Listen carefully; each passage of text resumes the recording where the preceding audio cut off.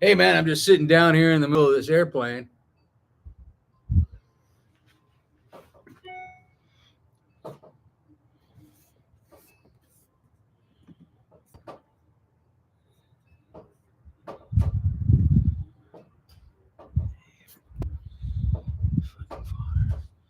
Yeah, we're just sitting by the campfire.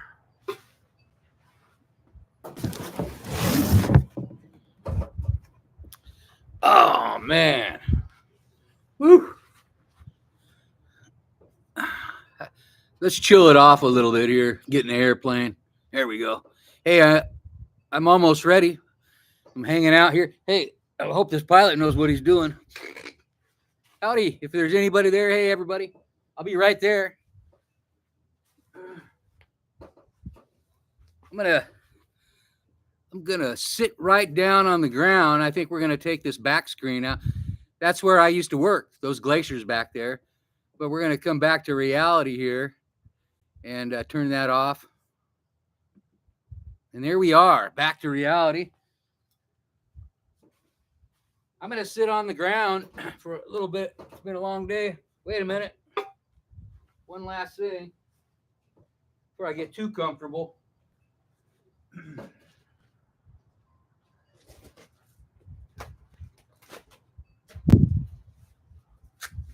Nothing like being prepared.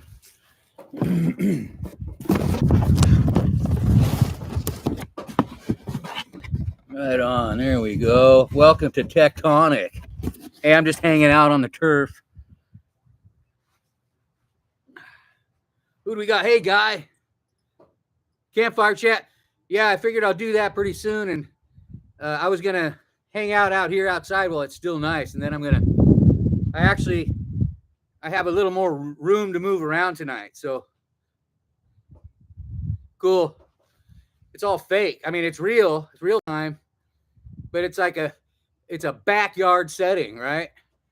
Airbnb special for probably another month. But this is the shed there. And then there's a surf camp going on right now. And my folks, they do that. They organize it, put it together. It's for autistic kids. And so there's a bunch of people, not kids, guides and instructors, not guides. I'm used to guides. And surf instructors for the autistic kids staying here. And I've been staying in a nice plush room. And I offered to, well, I didn't offer. It was obvious that they needed places to stay. So I moved out here and I'm in my my element. So it's way better. And hey, Donald, what's up? Hey, welcome, man. You guys you came over last night. Cool. That's awesome. Hey, tonight when it gets dark, if I hang out that long, and I can move around the corner, and because everybody's gone, it's the surf camp. Autistic kids, my parents put it together. They're in their 80s. Well, my mom is, and they don't surf, but they do, they organize it, and the instructors come from back east. They live in North Carolina where they surf back there too. And the reason they come from there is because that's where this organization is based out of. And they wanted to surf in California and do all that. So my stepfather has been organizing that for like 16 years or something. And they go and Barrio Mio, bro, great music, man, lately. Hey, looks like you're climbing the ladder there. Really cool. I've been liking you. I can't subscribe anymore. Hey, everybody, I'm hanging out on the turf for a while till we get a few people here. And I was going to, I'm winging it. Safety camping stuff. And I got a couple of cool things to show you tonight. If you haven't seen the videos, some of the stuff has been in videos, but we went over the camera stuff last night and the speaker thing in the tent. And I'll only touch on that tonight once we get a bunch of people, because I know Barrio and Guy and Donald, you guys all heard that. Hey, who's new here? There's 6 of you. Hit that like if you're going to stick around and you like me, like what you're hearing. And if you haven't subscribed, that helps out too. And then you can hear all this stuff when it comes about. Or you can unsubscribe when you get tired of it. And thank you. Yeah, thanks for being here, you guys. Right on. Hanging out on the AstroTurf. I better look at this a little closer here and see who's. All right. Yeah, the music's great, dude. Yes. Right on. Yeah, that's what they do. Guy, they do and they. Oh, really? Oh, that's where at? Where do you do that at? Wait a minute. Yeah, you ride tandems and blind people. I'm gonna turn this thing up here. Right on. Beautiful. You know, so there's last night there was just a couple of us on here, and I showed you guys those. Some people came and went, and showed you some of those tips. But tonight, while I got a little bit of light left, once I get a few more people, I'm gonna show something. I've been talking about tarp craft, and we're not doing a full tarp craft tonight, but I got a couple little tricks that I use, like right here. See my tarp in the back there? Now, I know it looks pretty simple, right? But I've been telling people, like, if you tour, you already do this, but like sometimes I don't even take a tent. I'll take 2 tarps, just like you see there, 6x10s. That's a perfect size for me. I like the 6x10 footprint type of deal. And see if I'm missing anybody. Hey, all right, everybody. And so I'll use those in tandem in certain different configurations. And like how you see back there, I got something cool set up so I can work when it's hot outside. I don't like working in a garage. Like here, there's a garage, but I don't want to be, when it's hot, garages, even if you have a fan on, they suck. Out here, at least I've got a breeze coming through, some cross ventilation. So I really like that. And, you can see, it's just basically one 6x10 and then another one rolled up along the edge. And I've been talking, somebody said, oh, hey, I bought some of those. And I have more of them here. But these clips here, I have about 6 of them, and they're really lightweight. I take them on every trip. Now, this one here isn't protected, but this one over here, I have all of them, normally I have a little duct tape on them, and I use them for a lot of stuff. I'm going to show you in a minute when I get more people here. The whole deal with these is you get 4 of them, even 2, and they're really handy. The best thing is for my tent, but this for like tarp craft, when I'm rolling this thing up, like on this other one, and I want to join these 2, I got that. I just clip that on, and then I clip one on my bag. I'm using them all over camp, and I was like, I bought it for one thing, and I'm going to show that because I have to bring something out to do that. I bought it for this one thing, and it was like all of a sudden I'm using it for a zillion things. Like, I'll take this one here, and if it's windy, I got a sock or something, I just want to clip it somewhere so it'll dry up there in the mirror or something like that. But those little clips have saved me so much time and energy trying to, how am I going to do this? How am I going to do that? So get some of those clips. They're really cheap. If you have a Harbor Freight or something like that, get a couple of them. One of my subscribers already said a few weeks ago, he said, hey, I'm going right now to get some. I think he actually is like me. He lives on his bike most of the time. So when you're doing this full time and it's just like part of your life, you just figure out all the little things that work really fast, efficiently, and light, stuff that's light. Now, I know I don't go light. A lot of people, they know that I cross the barrier between bikepacking and touring, sort of like David Benford, but I'm a little in between. And those clips, like check it out. Even I've got that one, but I try not to bring too many. But I even have this bigger one, and it's rare. I take this everywhere, but like when I do big trips, and I'm gonna do base camp. Yeah, Harbor Freight's cool, huh? These light plastic clips. Again, check it out. I just roll this up, flip it on, and then like in the day when it's hot out here, I just like unclip it like that whole thing,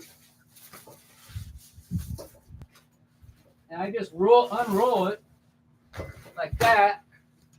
And I take the little ones, and I'll just like put two. They stay on in the wind. And I'll put two there, you know, and then I'll have that panel, put a little weight on the bottom or something. Now, if I'm out somewhere, you can see, I'll show you when I do tarp craft, the actual deal. Why tarps instead of tents when tents keep the mosquitoes out? Well, hold on a second. Because tarps are like if you're just doing you don't need mosquito protection, you know. I go light. I like a tarp. I like a tarp. I like a tent. But a tarp is like multi-function for me. And when I was an outward bound, you didn't have tents. Mosquitoes or not. You dealt with that part. That's why I taught everybody the other day the trick about keeping mosquitoes off you. Crushed pine needles, things like that. I got a lot of tricks. But yeah, the setup is two tarps. Now, here's the other thing. You ask why tarps? I bring both. I bring my tent, and I got to have tarps too. I live full time on a bike. Even if you don't live full time on a bike, it's a great setup. Now, here's what I was going to show you is like, and this isn't those clips. This is important. Is like the whole idea of the clip. You know, we were talking about, oh man, they're great. You know, you dry your sock out and it doesn't blow away. Here's why I bought these clips. Now I protect them with duct tape, unlike the one in my hand. I know if you camp, if any of you guys camp, anybody camps here, you've done this. Why don't you just come along? Why don't everybody just come along with Tectonic over here? All right. You've been in your tent, right? Everybody's camped, I think, here, I hope. If not, that's cool. So, you know, you guys got this little, you know, you got this thing and you roll it up. You got to roll it up here like this. Then you got to get this little thing, this little peg. Now, some tents are way easier. They have a better system, but I would say 90% of tents, I've bought a lot of tents. You got to do that. Then you got the fly, right? Okay, so you got the fly, and then you're like mosquitoes flying in but whatever, right? And this is a pain in the, you know what? I don't think I can say that. Donkey. And then all I do is I roll it up, take this clip, takes 2 seconds, boom. I got airflow. Buy 4 of them because you'll want to use them in here, you know, and over here, everywhere you go, man. That's the tip. Now, I know, hey, it's not that big of a deal, but if you do it like me, that's a big deal. So, welcome to one of my tents. This is my cheaper tent. It's a Alps. I don't recommend them. But if you're in a pinch, you need a cheap tent. It's like, I don't know, $150 or something like that. But, you know, I have a Sea to Summit. And I have this tent. And then for climbing, I have a North Face tent, which I don't label. So, for this viewer who was asking about why tarps, I was just showing you what you can do. You know, like say you want to work on your bike outside or you just need a tarp. It's raining. You don't want to sit in your tent all the time, right? I mean, so tarps, they're light. I need them for a lot of things. So there's that. How many people got? Hey, give me a thumbs up if you saw that already, and I'm moving on. Yeah, quick shelter. I like the tent though. I mean, it's especially for me, like say I'm, check it out. I've got a lot of stuff with me, especially in South America. So I need the tarps to cover things. I'm in the tent, right? And most of the time I try to have the bags in there, but I don't take all the panniers in there with me. And so I need tarps to cover things. And so I go through tarps. Man, I go through a lot of tarps. I go through tarps like a lot of other things I go through. And so anyway, quick shelter. Yeah, right on, you guys. I'm going to move the tent for a minute and go back to the clips. But anyone have any questions or if anyone like that, give me a like, subscribe if you're hanging out watching and you like this stuff. I know this is not high quality editing or, whatever camera stuff, but hey, it's Tectonic Traveler. And we didn't do YouTube very long ago. So I'm going to move the tent. Everybody's seen a tent before. Let's see here. I can see why you use a tarp. Oh, sorry about that. Yes, definitely versatile. So tarps and tent. No, see, do I light, medium. Now, I'll show you. Hold on.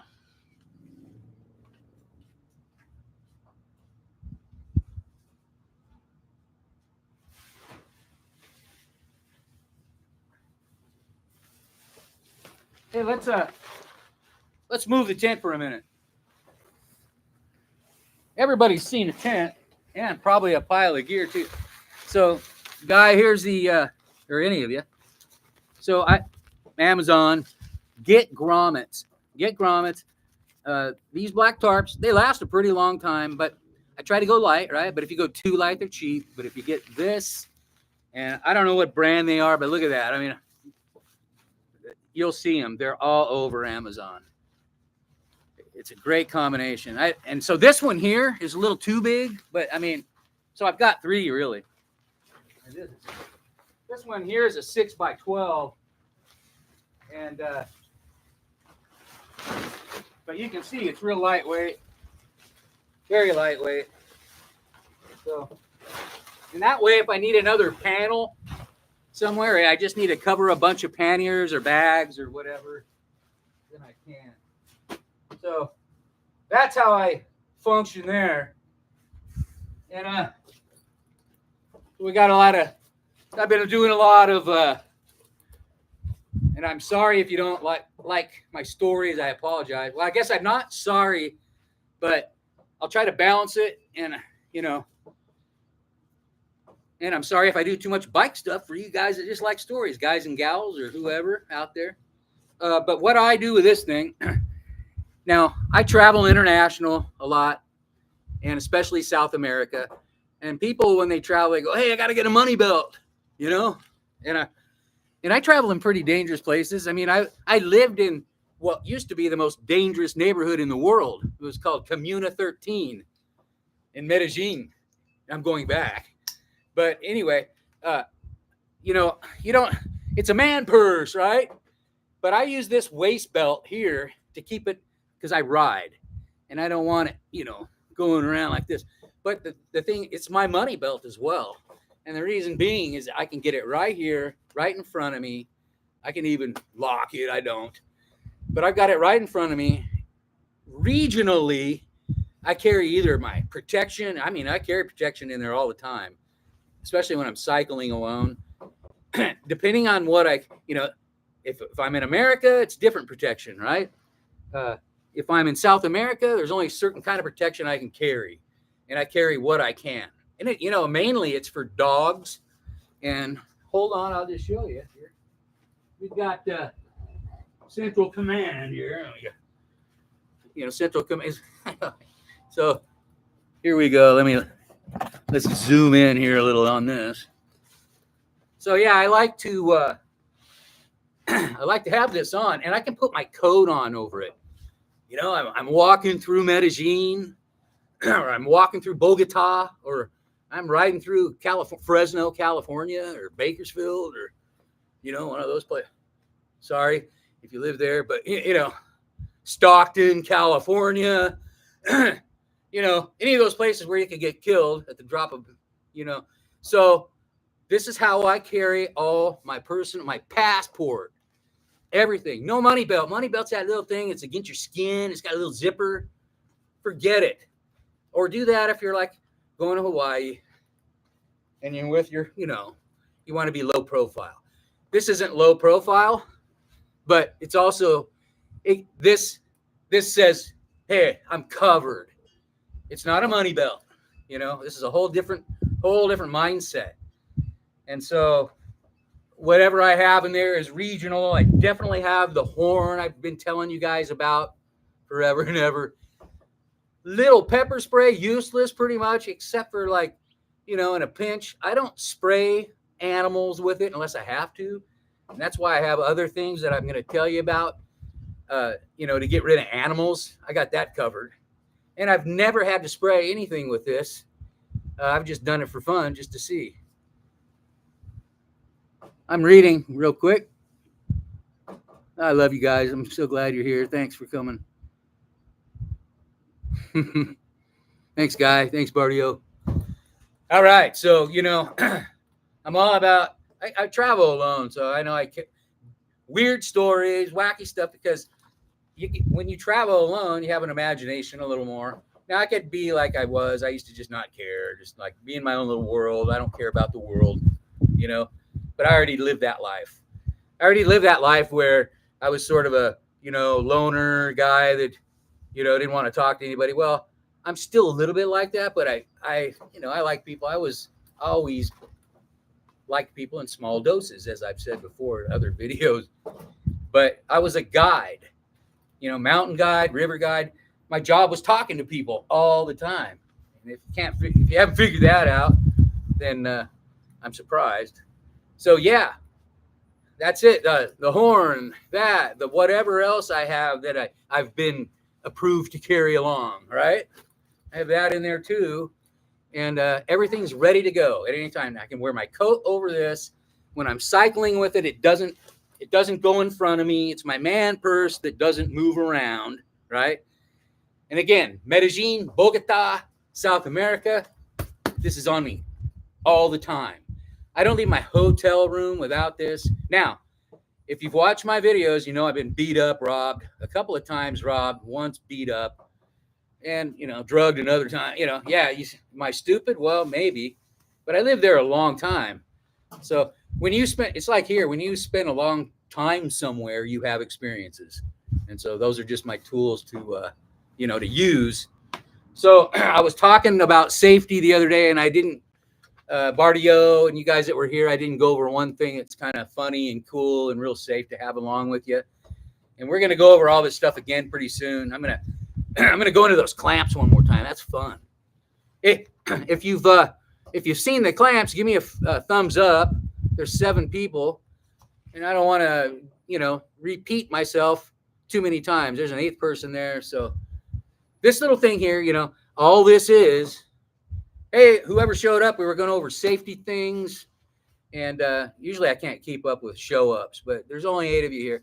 And I'm going to go back over these again. And it takes about 30 minutes to go over them. But this is my money belt, my man purse, and all that. Thanks for liking, you guys, and please subscribe.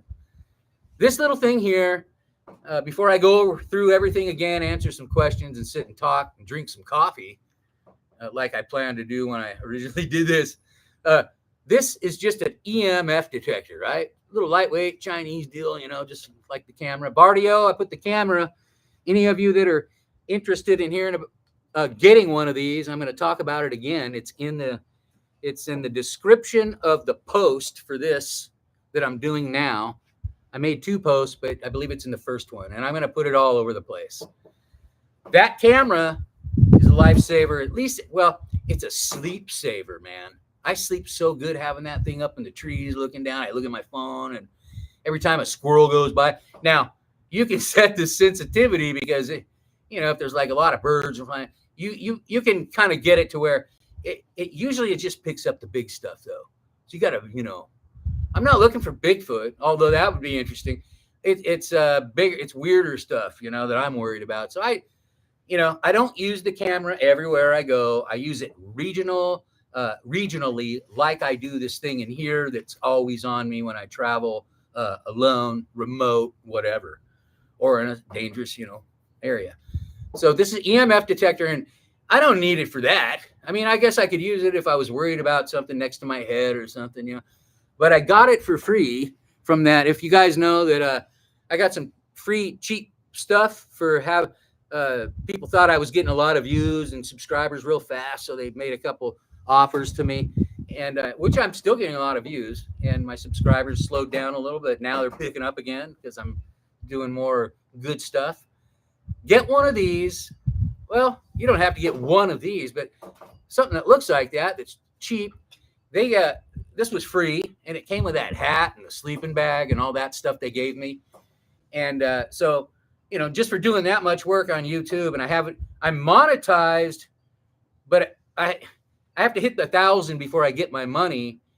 There's, you know, super chats in there, and I've done all the paperwork. I've done all that stuff. This thing I use sometimes, like, okay, I forgot my lock for my bike, right? This is kind of chancy. I know, sounds chancy. But when I was leaving, there's kind of people outside milling around the store, and it wasn't really in a great place. And I'm like, I got to run in here real quick, you know. So I kind of went, you know, I went like I'm putting in a code real quick, you know, and then I just set it right there set it right on top by my cup holder on the bike, right up here. I went like this. I went set it there, and I just walked into the store, and I kind of looked back at the bike, you know, and walked off, and yeah, nobody bought. Well, you know, maybe they just thought it was. I don't know, but I use it for another thing. One time there was no cell phone coverage, and okay, you got the link. Good. No cell phone coverage, and I was up in the mountains, and everybody kind of knows, like, if they live up there, well, you don't get coverage here unless you have a satellite phone, right? So I have this thing called a roam device. And now we're going off the route here a little detour off the path. But this is Central Command. Welcome to Central Command. You might have met Central Command before. That's where all the electronics are, all the good stuff, and all the heavy stuff, power banks and all that. This is that roam Wi-Fi. If you've been here before with me for a while, you know I've talked about this thing all the time. Roam. I'll show it to you. I'll put it in the description, and I won't forget this time. Now, this is a Wi-Fi, not a Wi-Fi device, actually. It's a cell tower catcher, and you might know about these, and there's a bunch of them out there, but I've had this for a couple years, and let me tell you, no lie, I'm up in the Sierras, out in the desert's okay, but where there really is dicey coverage or none, and if you have like a certain carrier that's no tower for you, right?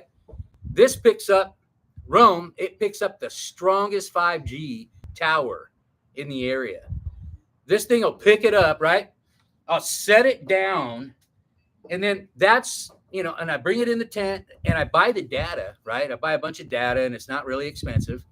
You can just buy little packages. I've got the camera now. Not only does that's my Wi-Fi for my camera, basically, right? For this thing to watch the tent overnight. And I set this thing, and I can sit on the laptop that I'm filming me from right here talking to you.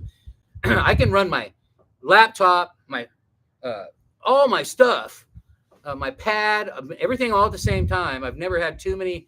I've tried all the devices on. It's never failed. Now, if there's no cell phone or cell towers around, yeah, definitely it won't. But I've rarely had it do that. So the trick was with this. Now this is just a trick, and see where I put it, but now I've lost it already.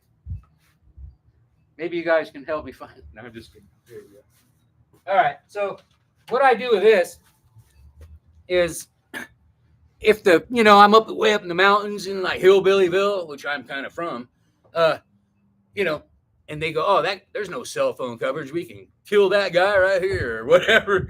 We can steal from that guy. I just go like this, right? And now if I'm worried and somebody's parked behind me or something, I'll just kind of go like this, like I'm using a sat phone connection, and I'll kind of hold it and I go, oh, there we go, and I'll get on it, and just kind of stand there or sit there or whatever. I never get off my bicycle as far as straddle when I'm worried about somebody, you know, pulling. And I've had incidents. You've seen the videos, and I've had quite a few. I've been on living on a bike for a long time in different countries, and so I've had enough experiences to tell you some of this stuff works, and most of it works. But this one is great. Now let's get to the real stuff though, because that's kind of a fake out, right? So let me see if I have any comments here. All right, right on. I hope you guys are enjoying this, and please like if you're here. A lot of you did. Thank you.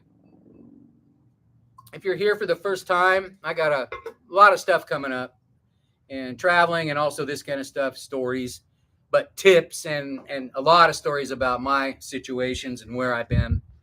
Hey, all right. So this little Roam device, Roam. One more time, and before we run through the whole thing and take a break and talk, and then that thing in Central Command here all the time. What else is in Central Command? I'm gonna just go through it since it's right here.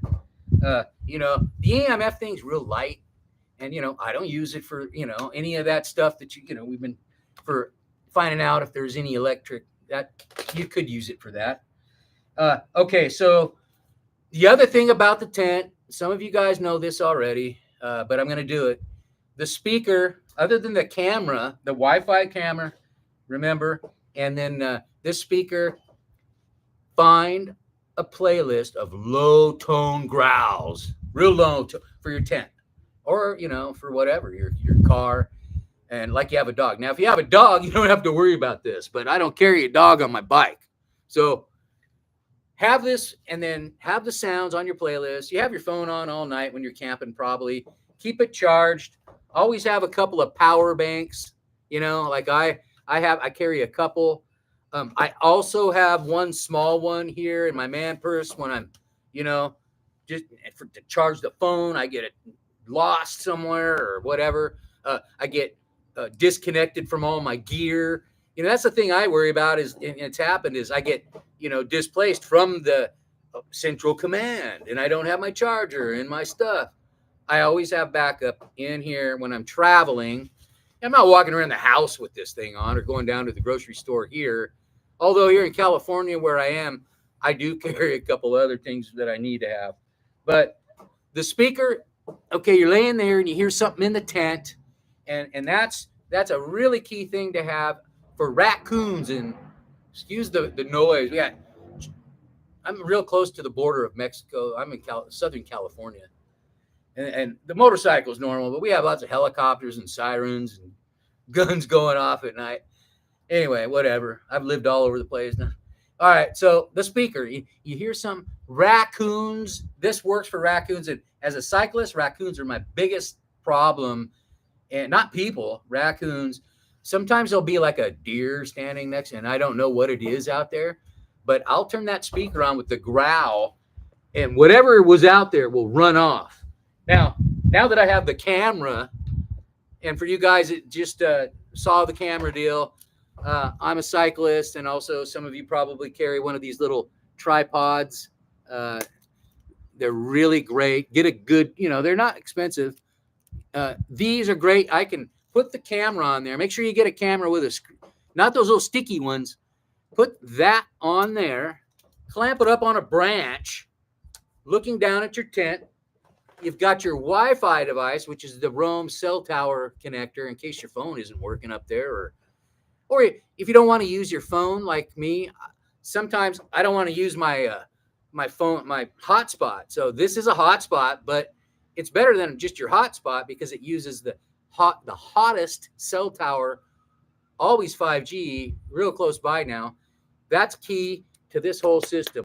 Oh, that's a lot of stuff, Darin. Well, not for a good night's sleep for me when I'm traveling somewhere sketchy U.S. Forest Service roads where, there's cartels up there. Where I'd been traveling just before this Eastern Sierra trip, there's cartels driving those roads. They're growing weed up there and stuff, and other things. So, or worse, right? So I'm not going to take any chances. And so we're going to roll through all this after we take a break. Again, just a drink of coffee here. All right, here's one for you. people will maybe laugh at this one because you'll go, okay, so it's an AM FM radio and more, and it's just one of those crappy old radio, right? I've had it for about 8 years. It's traveled all over with me. I've even taken it to other countries. And this thing, I get AM FM on my phone. I don't need that. Well, think again, because it doesn't matter if you get it on your phone. What if your phone doesn't work? What if you don't want to use your phone again? Like I was saying, there's a lot of reasons your phone isn't going to give you, and I use it. Why I use it? I leave it at base camp. I'm not going out on everywhere I go on the bike carrying this around. Central command here is base camp stuff, and I'll grab what I need out of for the day or 2 or 3 or 4, put in the man purse and 2 small panniers. Like I'll just take the 2 small Ortlieb front bags, and Darin, I need to step. Okay, Bartiomeo, me too. I'm gonna keep going for now. We'll see you in a bit. I take 2 front bags, Ortliebs. You can get whatever you want. Now everybody, bike packers, and I get why. They carry the fork bag, and I used to do that. If you've seen some of my videos, I had that before, and I just went back to panniers. I'm a classic tour, person. The reason being is it's just easier for me to get in and out of and carry a little more. And I strap it like with one of these. Hey, by the way, I don't use bungee cords. You guys probably don't either. If you do on a bike trip, you don't. I just quit using them. They're dangerous and they always fly off and bend. But I'm a Fast X, or better yet, I'm a cam strap, but they're a little heavier person. So there goes the little dog. Hey, you might get to meet the little dog that's here. Hey, Lulu, come here now. There's a surf camp going on, and my folks are they organize it. It's for autistic kids, but they're in their 80s. They just do the organizing, been doing it for years, and they're little poodles hanging around here. So anyway, I'm gonna take a break here real quick, and I'm gonna go grab the little dog, and she's wanting to talk to other dogs at the gate. So hopefully you'll be here or come back. I'll see you in a few minutes.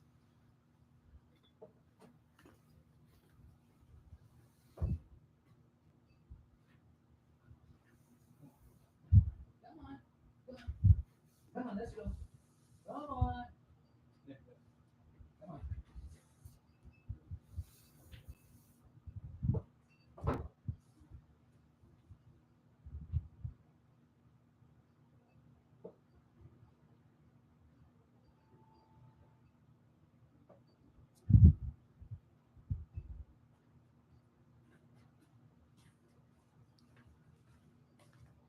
Want to sit here?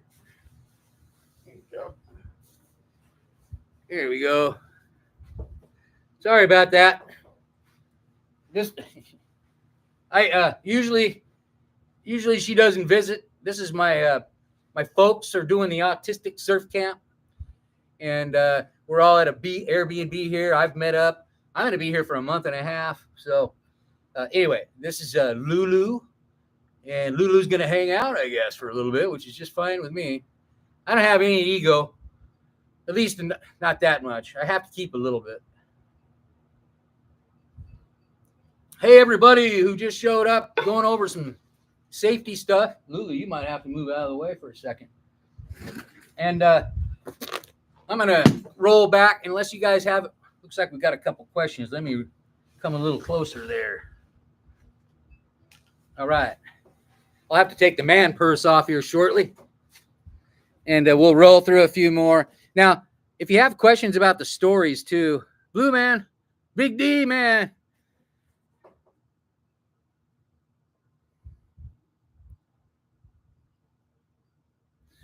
Hey, there you are, huh? Okay. Welcome. Hey, I didn't see you. Hey, I didn't see you watching. How's it going, man? Oh, it's been good for me. I get along. I mean, I don't know if you realize I live in South America like a lot. So I live in Medellin, Colombia, And but when I'm up here, yeah, I go through the latest one. Well, not the latest. Always go through the Paiutes and on the Eastern Sierra all the time. I'm always through Paiute territory, Lone Pine, Big Pine, all that area. But everywhere from Alaska, because I lived in Alaska for almost 40 years, but also Warm Springs Canyon, Warm Springs, and down in the Deschutes, Oregon. Man, that's a wild place down there. I do the Cascade Sierra classically, try to once a year, but this year or I'll do a section. This year was Eastern Sierra emphasis. So you're not going to go potty over there, are you? I hope she doesn't use the grass for. Here, let's put you over here. Anyway, we're going to put Lulu in her little spot over here.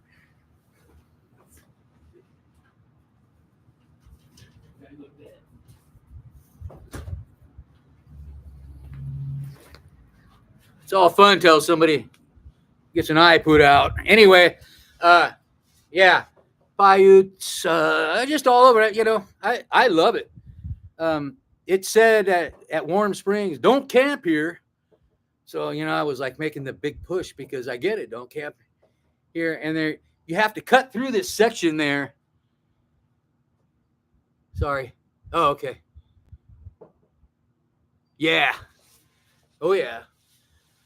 So you have to cut through this section on the Cascade Sierra. It's up between Government Camp. Yeah, I hope I'm not boring anyone here. If you're just a first timer, subscribe if you like this stuff. And I get it if you move on. It's a little jumbled tonight. We're story time, tips, and talking and coffee. Anyhow, yeah. So the Deschutes Canyon, you can't camp there, or you're not supposed to. And I'm on a U.S. Forest Service road instead of going down in the canyon on my second run. Thank you. Right on. And so I got to make the big push, man, because I don't want to get caught camping in there, and I don't want to stealth it from, the thing about native reservation and the American Indian, there's a lot of intuition. And you can hide in the woods. And now this has happened to me, man. I'm dead serious more than one time. And who knows? I wasn't worried about it, so I wasn't bringing on the energy.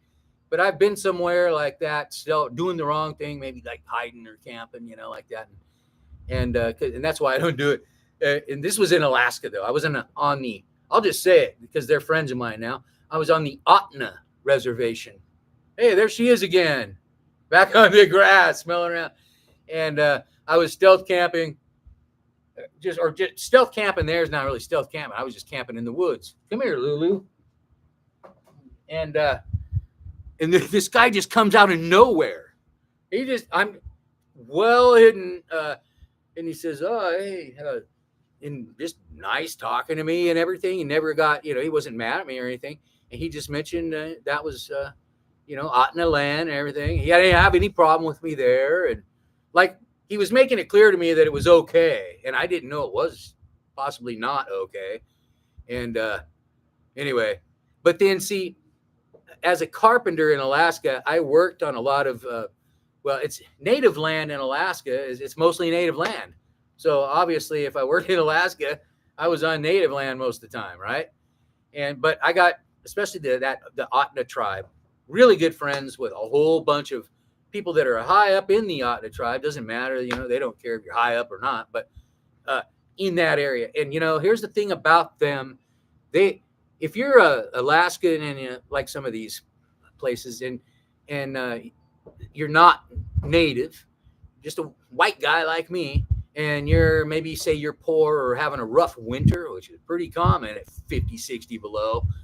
If they know you're having a problem or having a little issue or a rough time, they will stop by your house and they will bring you food. They will take care of you. They'll say, hey, do you need a ride to town for like an appointment or anything? The thing about the Alaska, and it's not the same everywhere, they're very well fortified with money, dividends because of the oil, unfortunately. But I'm glad they have it, and the people that I know are awesome, great people, So Yeah, I go through a lot of the. I'm into native culture anywhere I go, though. South America, Nepal, India, Pakistan. So those are those some of the places, other places I've been. So, but those places I was climbing, and I wasn't bicycling. I've never bicycled in Asia. It was always climbing, and so then as I transitioned into the bicycle, it was South America.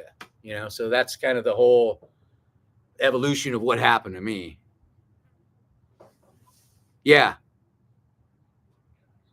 I didn't see you watching. I'm so glad you're here. Is this your first time, man? I don't. No, no. I kind of remember your. One night we had a bunch of people, and 2 nights, and most of the time I don't have anybody except Bardio and a few others. I've had Guy and Apache. I haven't heard from my friend Apache in a while. Yeah, from Vancouver. So I've done the drive to Alaska like 20 times, and I've have to go through BC, Vancouver, many times. I love to drive. I probably won't do it anymore. After so many times, like okay, but I sure loved it. And I did it as a young man, and then I went into like being a father and a family man. Did it with my whole family, the dogs, the kids, and then I started taking the ferry. I like the ferry, and then I became single again, and my kids are grown up, and do the ferry, or the drive again, whatever. But I don't even drive anymore. I mean, I've been in South America, and so for the longest time I didn't even drive, and then I got back here, and I was like, I don't need to drive. What, rent a car maybe? Yeah, that kind of thing. I mean, that's different. But I do not own a car, and that's another video I'm going to make shortly. But let me grab them. Oh, there it is. Grab my coffee. Hey, if you just joined us, boy, I sure got a lot of likes there. There's 7 people here. Right on. Here, let me point the camera down to where I'm sitting a little better. So we're hanging out here at Central Command, and I call it Central Command. That's really this little bag of safety tools I have for camping. I'm pretty compact. I like to have everything. Like when I'm in my tent, it's almost like I'm sitting right now. Actually, I didn't plan it that way. But we're going to go over those clamps again in a minute, real fast, when we get more people here, because it's really fun. And I think those things are really, really useful. I'm looking at comments from here, so forgive me for the pause. All right, man. So Central Command over here. Let's just look at this a little deeper. And the things that go in the tent. So let's just say this is my pad. We're talking, safety here. We're not just talking sleep, and although it has a lot to do with it. This stuff is next to me, Hey, maybe I even have a cup of coffee in the tent. That's pretty risky. I try not to bring anything that'll spill in the tent, especially certain things, and this is one of them. So anyway, the things I have, let's just go through it. I'm going to put them back in as we go in. So I've always got the Roam in there, and I've got, you don't need this many, but I do.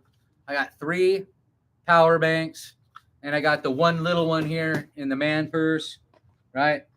I got that. And then I got the AM/FM radio. This is base camp now. Remember, going for the long haul, and I don't want to go into town for a while. And the other thing is in a pinch, I always have. This thing is pretty useless when you're just out of power on everything.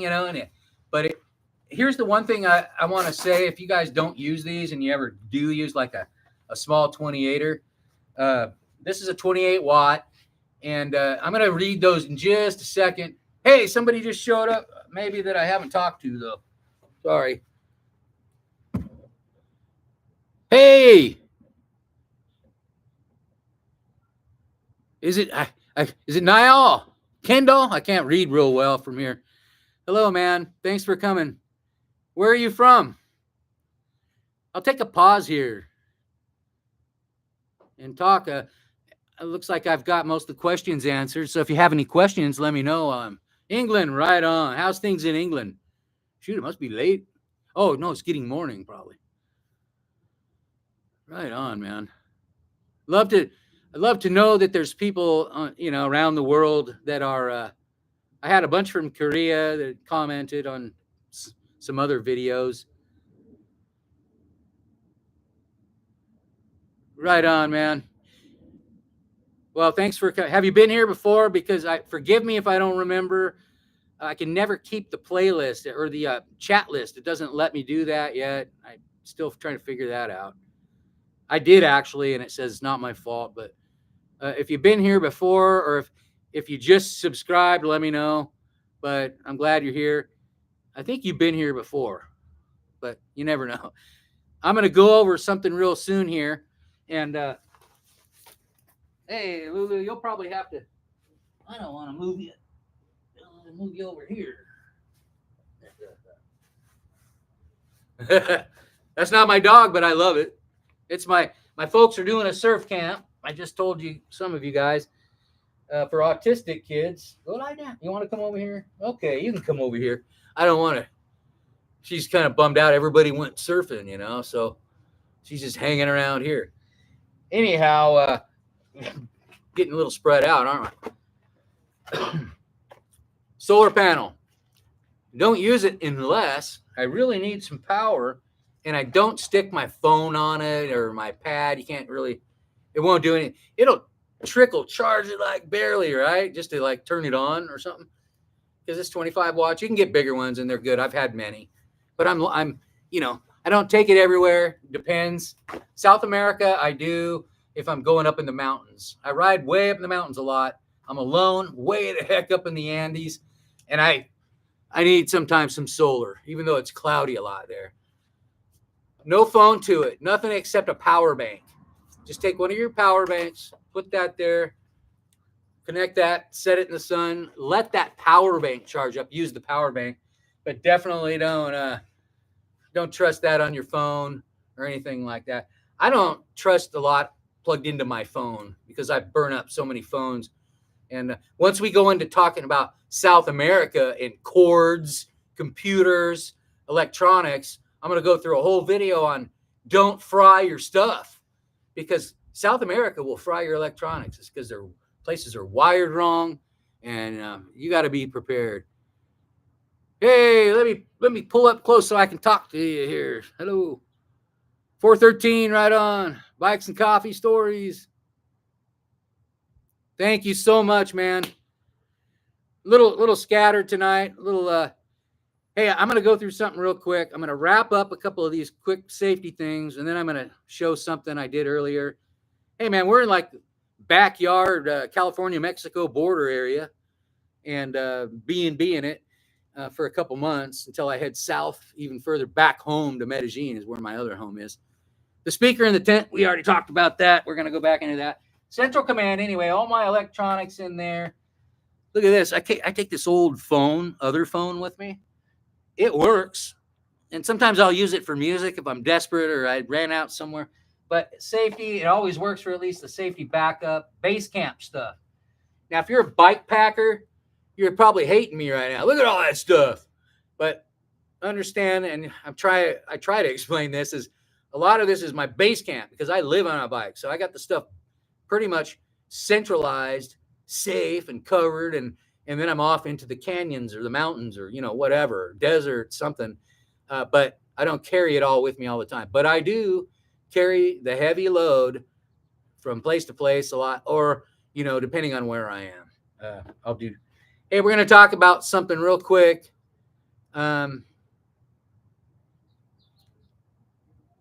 Music. Oh, well, lots of different. I'm pretty versatile on music only because I grew up around musicians and lots of different kinds of musicians.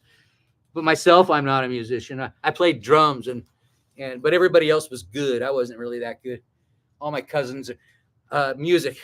Lately, see, I go through phases. I'm almost 60 years old, so like it doesn't really matter. I love old rock and roll. I'm an old rock and roll fan, classic.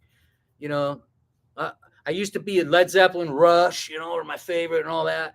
And then now, of course, I love all that old stuff. But I listen to a lot of Latin music, Spanish guitar, Colombian music.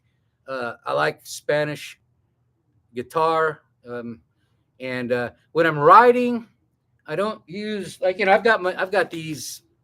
Everybody's usually got the earbuds, right? But I never use them. I almost tossed them one time, but I never use them. I use my little speaker. Now this speaker's not the one I use. The one I use is actually being used for something else right now. So this is just something for an example. It's the bigger one. I've got half this size. I usually have this in my cup holder, and I listen to books on tape, Spanish, Latin music, and rock and roll, and all sorts of different stuff. I'm not much into rap or stuff, but I like everything. I'm not a hip hop guy or nothing, but I appreciate all music because, again, I was a musician or somewhat and around music. All my family grew up in North Hollywood, California.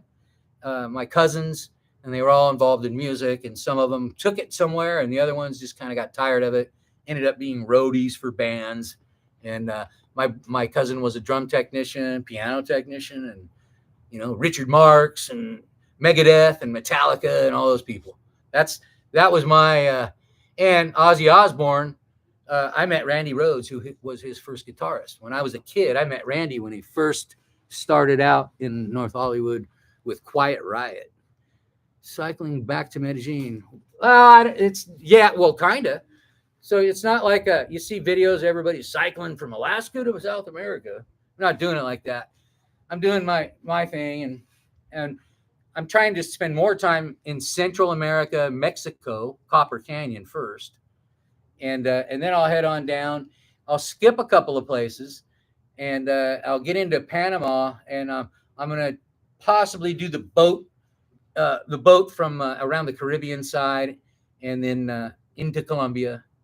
And instead of flying, I could just fly from, Panama City into Medellin, but I've done that a whole bunch of times. I want to do it a little different. Then I'll go to Medellin, though, and I'll go from Medellin, Bogota, Ecuador, Peru, Bolivia.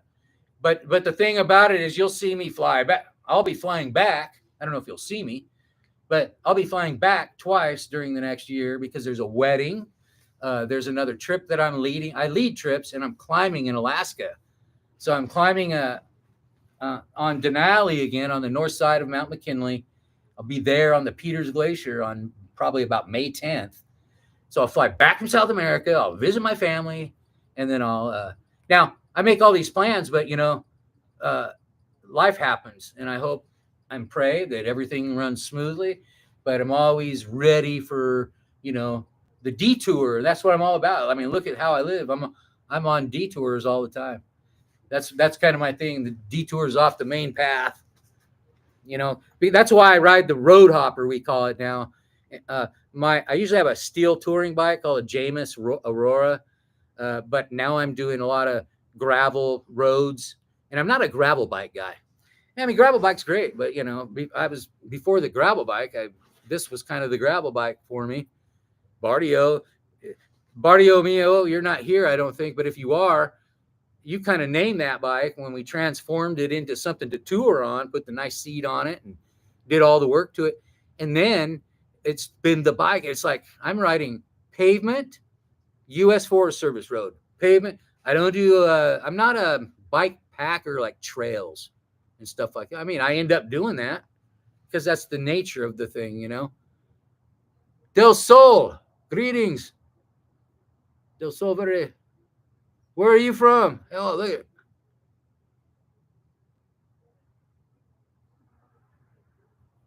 Yes. See. Yeah, I'm always interested where you guys are from. I know we got England. Hey, if I'm missing you. Oh, Colorado, right on. That's where I don't know if you're like your first time tonight, but I have videos about Colorado. I did Outward Bound semester when I was 18. That's how all my climbing started, and that's how mountaineering started for me in Alaska. And then I ended up on the bike I still climb, but I was a guide, and now I don't guide anymore. I'm kind of done with the groups of people and doing my own thing, man. When I'm in the mountains now, I'm either with a friend or by myself, or I'm guiding one or two people on a bike, hiking, volcano climbing, or something like that. That's what we'll be doing this next year. But normally it's Alaska or Nepal for that kind of stuff. Colorado, right on. I don't know where you are, but I was in Leadville, and that's where I lived for a while. And then also Durango. Lived out in Allison, Colorado on a ranch. Worked out there for a little bit. My friend has a ranch there. I'm a builder.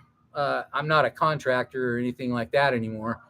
I just I'm I'm a veteran builder, mountain guide, and now I just try to stay away from it all unless I need to go into it. So love Leadville, and hey, wait, so the little dog here behind me is visiting.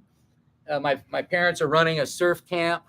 They're in their 80s, and but they don't surf. They're just organizing it for autistic kids. And I'm in Southern California, and we're all staying here at this spot. I'm kind of camped out because there's a bunch of instructors here, and it's pretty. Hey, Massachusetts, right on. Right on. I work for a guy. I always say it wrong. Worcester. How do you say Worcester? How do you say it? I subscribe. Thank you so much, man. Del Sol. You guys are awesome. Well, you guys you're new here, obviously, if you subscribed today, or maybe you subscribed earlier. That's awesome. So I worked for a company called Above the Clouds Trekking in Nepal, but they're out of Massachusetts, and the guy's name is Steve Conlon, Above the Clouds, and now his daughter runs it, and I'm not even sure if they're still in business. Hey, if you just got here, I'm going to go over a couple of safety things again, but I hate to bore and we're going over some, things about, what I've been doing in the past with the stories. And since I have 14 people here, welcome you guys. Thank you so much. I kind of cross over between bikepacking and bike touring and storytelling and my past, which is climbing and mountaineering. So that's what I do here. We're just basically camped out in the backyard of the Airbnb. There's a surf camp going on here, and my folks actually run it, and it's for autistic kids. So I'm holding down the fort and the little dog here that you're probably going to see wander through. And I'm going to read a little bit, and that's what I'll be doing. But I'm going to go through a quick thing on my tarps and my tent and these cool little things that I do. How do I fund? Well, yeah, that's the other thing is, hey, well, it looks like fun living like you do. I get it. Or it looks horrible, one or the other. And so I still do, and I'll plan it, right? I plan ahead of time, and I'm either leading a trip somewhere, and it's usually just 1 to 4 people. I'll do that once or twice a year. And then I'm doing carpentry, and I'm a project carpenter. So I go from classically Alaskan is where I got my experience up north. And so I get called on jobs, and they're like anywhere from a month to 6 months. I work every single day, 10 to 12 hours a day. 6 days a week really is the reality. I have to take a day off. I'll push, work really hard, try to stay healthy, and then I'm done with the project. Now, sometimes I'll get talked into staying longer, but I don't, and I work for several different contractors all over the place, from South America all the way to Alaska, a couple in California, even one in Colorado, but mainly I back off from that, try not to commit to more than about 2 months, 8 weeks, work really hard, and then I'm on the road again. And then if I can, I'll bike to the next job and send a box of stuff, and usually the job is like, hey, people ask me, how do you do that without a truck? And, and I'm running the job usually. And it's not hard. I mean, and I'm good at it, planning. And even then you forget stuff. But I will plan the job out with whoever I'm doing it for. And I will sit with that person for 2 weeks or whatever over the course of before the trip, pre-trip stuff, pre-job. And then when I show up, everything's there. I hope. Usually it is. Everything's there. And then I don't drive anywhere. there's always somebody to go get stuff. You know, you always have an expediter on a job. As an Alaskan carpenter, hey, see you, Lulu. You know, I'm used to, and the people that work with me are used to having an expediter. That's somebody who runs to the hardware store, runs to town, because we live remote. A lot of times we're working remote, and a lot of times they got to fly to town to get stuff. So I have to have I'm so used to doing jobs in Alaska where you can't just run to town that I get it all figured out ahead of time, have it show up. I've done it in South America. I've done it all over the place. And it works out. I've never had a problem. And as a matter of fact, I've had the greatest experiences doing jobs like that. Who I'm working for, they love it because I don't leave. I don't go out to my truck, sit on the phone, you know, talk to people, and, you know, go drink a beer at the bar at lunch. I'm on the job and I'm getting things done, and I'm easy to get along with. And people know that before I show up on the job. Now, usually the people know me or they know of me from somebody else. That's how I do these projects. That's how I mainly make my money. I got a little book that makes a little bit of money. It's nothing. The book is more of my handbook, and it's helped a few people. But YouTube's new for me. I don't make any money here because I'm new. This is a new thing, like in the last 6 weeks or maybe 8 weeks now or something. I forget. I've had it, but I never really put any time to it. And the whole thing with the channel here is, yeah, I'm telling stories and kind of crossing, you know, the barrier between bikepacking and hiking and camping and story, but nothing too far outside of there. And, you know, got a lot of, you know, things about Colombia too, but we're staying on the path of travel. That's why I've always been Tectonic traveler. That was just something I thought of years ago, following mountains, tectonic stuff, you know, because I love geology, glaciers, you know. Look at my past videos, and I started on glaciers.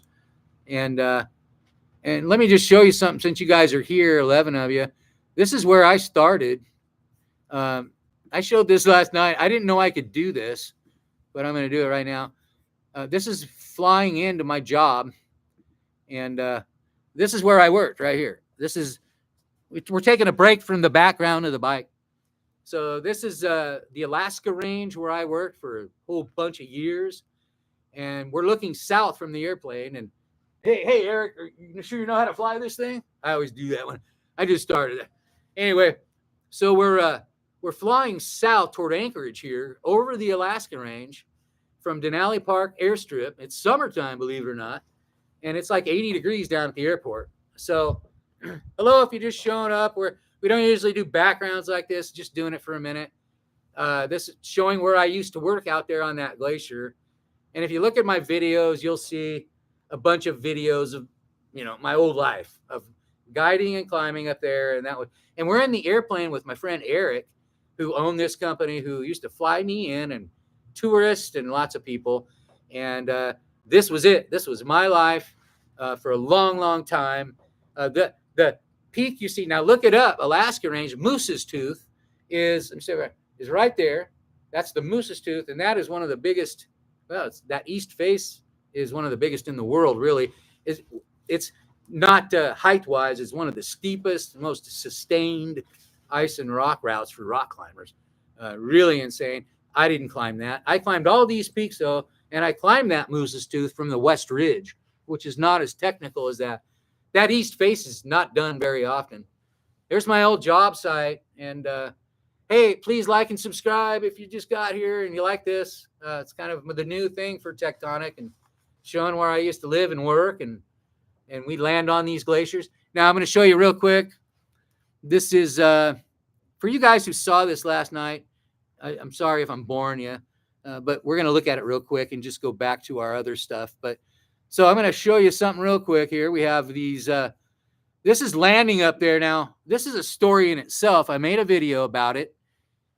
This is me and Kelly Mahoney, and I'm blocking myself. That's me and Kelly Mahoney. And we landed on the glacier. Now, she's picking me up. I'm a guide up on the glacier, and I've been there for 3 weeks, and she's come in to get me in a storm, man. This is not some BS story. My kids are probably watching, my ex-wife. Hello, everybody, and some of the people I worked with. That's Kelly, And that's me. And I'm obviously stressed out about like the situation, asking her, sorry, like, is it okay to fly out of here? And because it's a bad storm. We're on a glacier, storm coming in from Anchorage, up that glacier, and she's worried. You see her looking down glacier, and I'm looking down. Sorry, we're deviating from like bike and camping, but this is kind of camping, by the way. And so what happened here was she said, all right, let's go. And you can see the door is off of the airplane right there. And we have to get in. Everything's loaded. You see the back of the airplane is all loaded up. Durango, right on. I live, okay, so I stayed in Durango. Used to eat at the Durango Cafe and Farquhart's. Let's see, solo my. Right on. Oh, really? Oh, okay. My friend Ken lives in Allison, Colorado, and he fishes in Alaska and has a ranch. And shoot, you're right there with him. Oh, that's awesome. Del Sol, badass. Colorado. I used to drive Snowcat. Hey, so if you just got here, we're deviating to this back screen. I'm outside for a minute in Alaska where we landed on this glacier. And so I'm going to come back and read more, Del Sol and whoever else. I love when you guys say stuff because then I don't feel like I'm by myself here.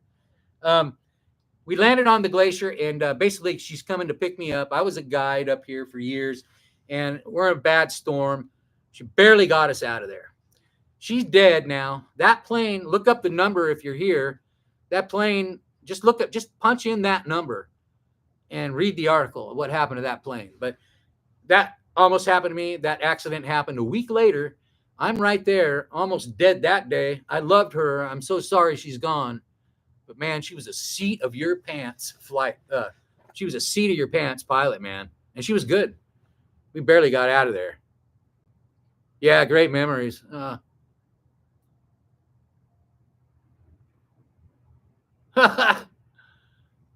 What? Oh, you're getting there. You'll get there, man.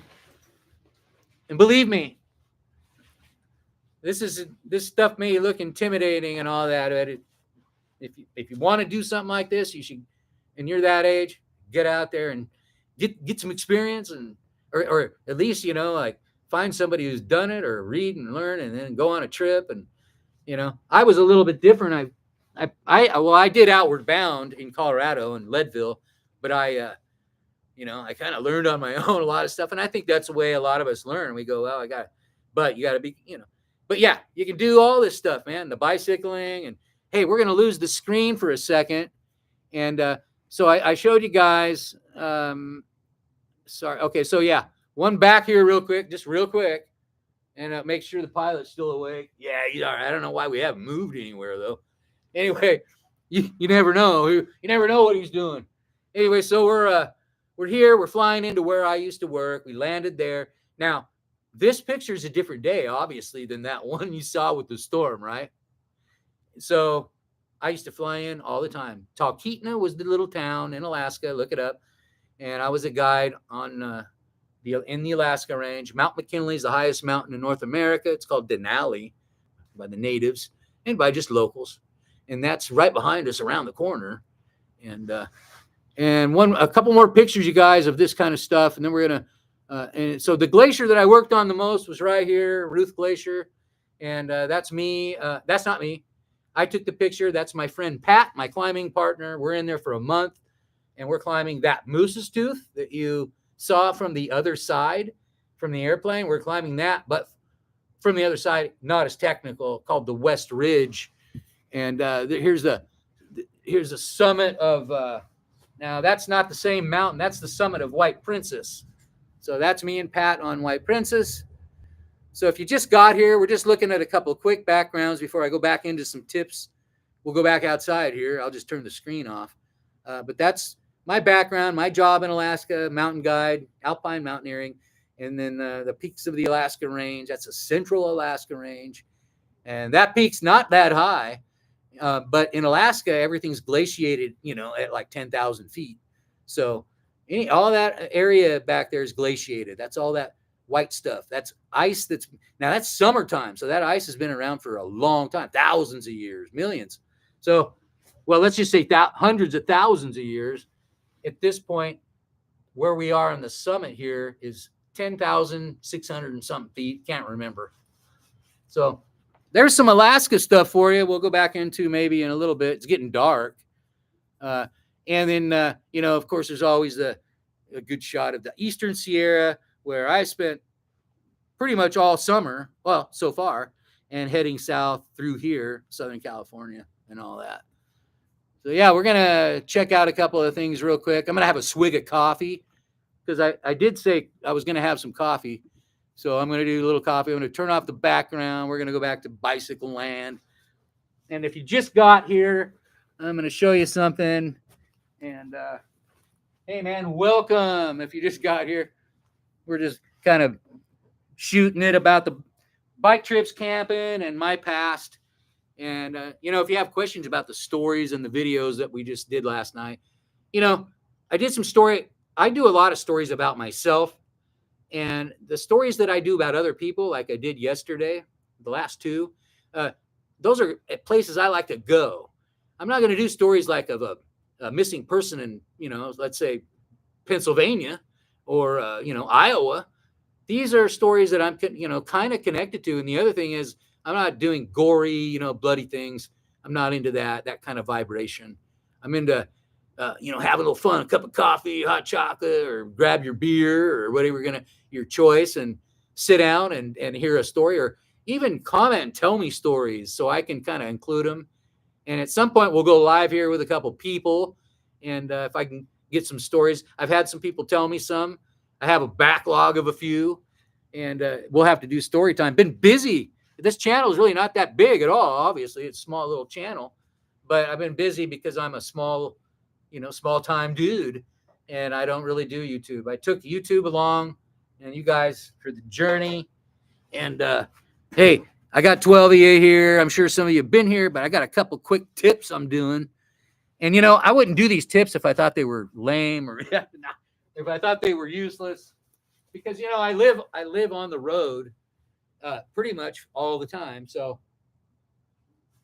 these tips, I'm here right now. I've been here a long time. I'm in and out, but usually I'm doing what I do.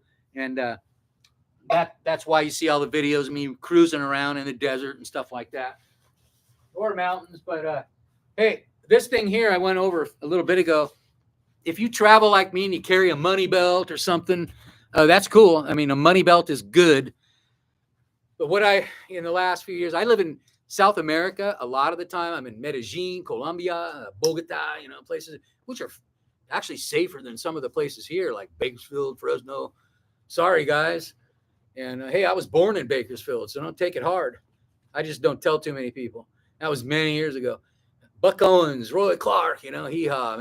Anyway, so I carry this, and I can put my coat on over it when I'm riding. Here's why I have this belt on around it. Then I look kind of weird. Why do you got the man purse with the belt? Well, I have that so it doesn't roll in front of me. So when I'm traveling, it came apart, really. That never happens. Anyway, when I'm cruising, it doesn't roll in front of me. But, half the time, if I do have a coat on, I don't even need that, but I do use it. And one moment, please.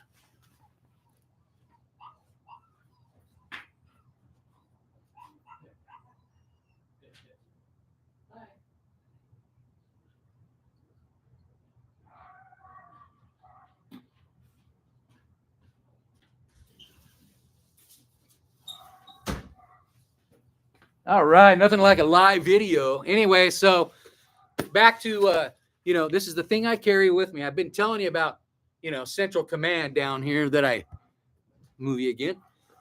have base camp, when I'm traveling. I keep all the electronics in here, everything big, but I keep important stuff in here. And for safety, I just, basically 3 things. And they are this for dogs and animals. This thing works. It'll scare people. I use it rarely. I use it for animals. I've had to scare off raccoons with it. This little pepper spray, almost useless. But, in a pinch, you'd have to use it, right? So you got those 3 things. You guys might Send your ideas. If you got little tricks, little things for self-protection that, are not lethal, but, something you use. But I do carry things regionally. So these things always with me for dogs or whatever, or, anything else. And then I carry things. So all that in here. I have this. That's only regional. Know your laws regionally. Everything's in there all the time. When I'm in the tent, that's next to me in the tent. I've got my passport in there. Everything's there. No money belt for me, only because it's a little different with me. I'm traveling. I might go into Medellin. I might go into Bogota. I might go into one of these places in Peru, and anywhere. I'm going to have this because it's got my passport. It's got, I don't carry this bigger thing in here down in South America, but I carry all the other stuff, passport, everything in that all the time. No money belt at all. And could I carry it underneath? Yeah, I could, but it's usually under my coat if I want to do that. So that's kind of the deal with, what I carry on me, and that's by my bed all the time in the tent. And we're going to roll into something else here. And hey, he came back. All right, we're going to roll into something else here. Welcome back. Lulu's back to say hello there. My parents are at the surf camp and left their little doggy. She knows I'm talking to somebody, so that's pretty wild. She thinks I'm talking in a box or something there, which I am. All right, so, hey, before it gets dark, I'm going to show you something here. I'm going to move you back in here.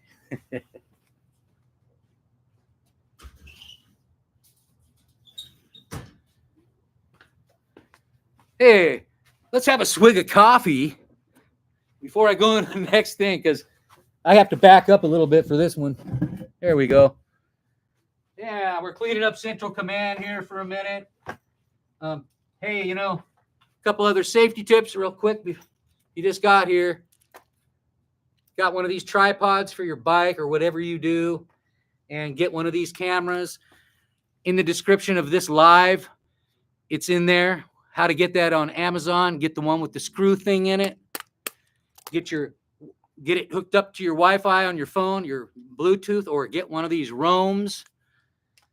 And everything's in there. We're going to talk more about that. That's the surveillance on your tent. And we're going to go more into that in a minute. I've been talking about that a lot. But I really want to get to this thing, which is really cool. All right. Central Command. Look at all the stuff we have.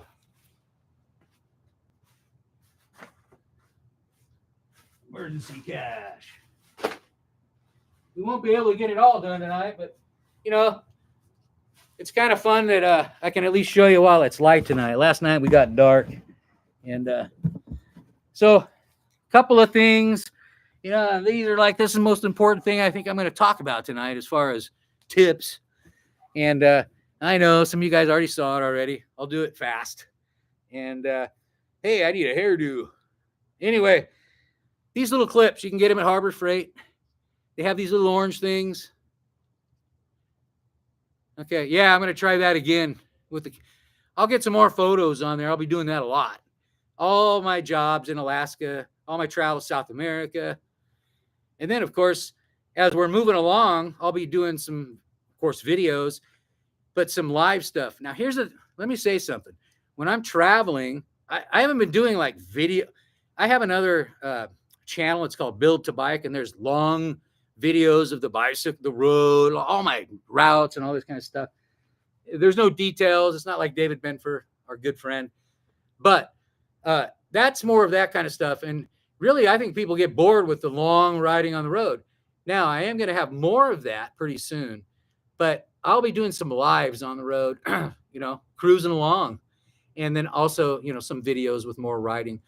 But I try to just throw little pieces of riding. I do shorts, like of what happened the weekend or the day or on this Eastern Sierra I just finished. So there's a lot of those shorts still running around out there, I noticed. So, yeah, so that's why I do that camera. And I don't know if you missed that or not, or saw the whole thing, but that's how I do it.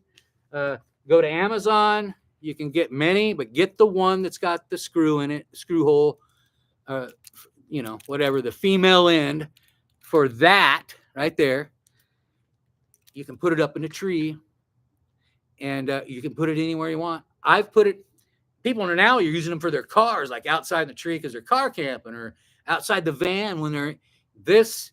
Now, it's just for me, it's like sleep. I can just sleep better, and it'll pop on, and I get a notification, real light notification, or I get the buzz, you know, and I look on my phone, and the first thing I do if something happens, I put my coat or my bag, I get in my sleeping bag, really, and I look at my phone. I don't want to light up my tent. Don't turn your light on in your tent.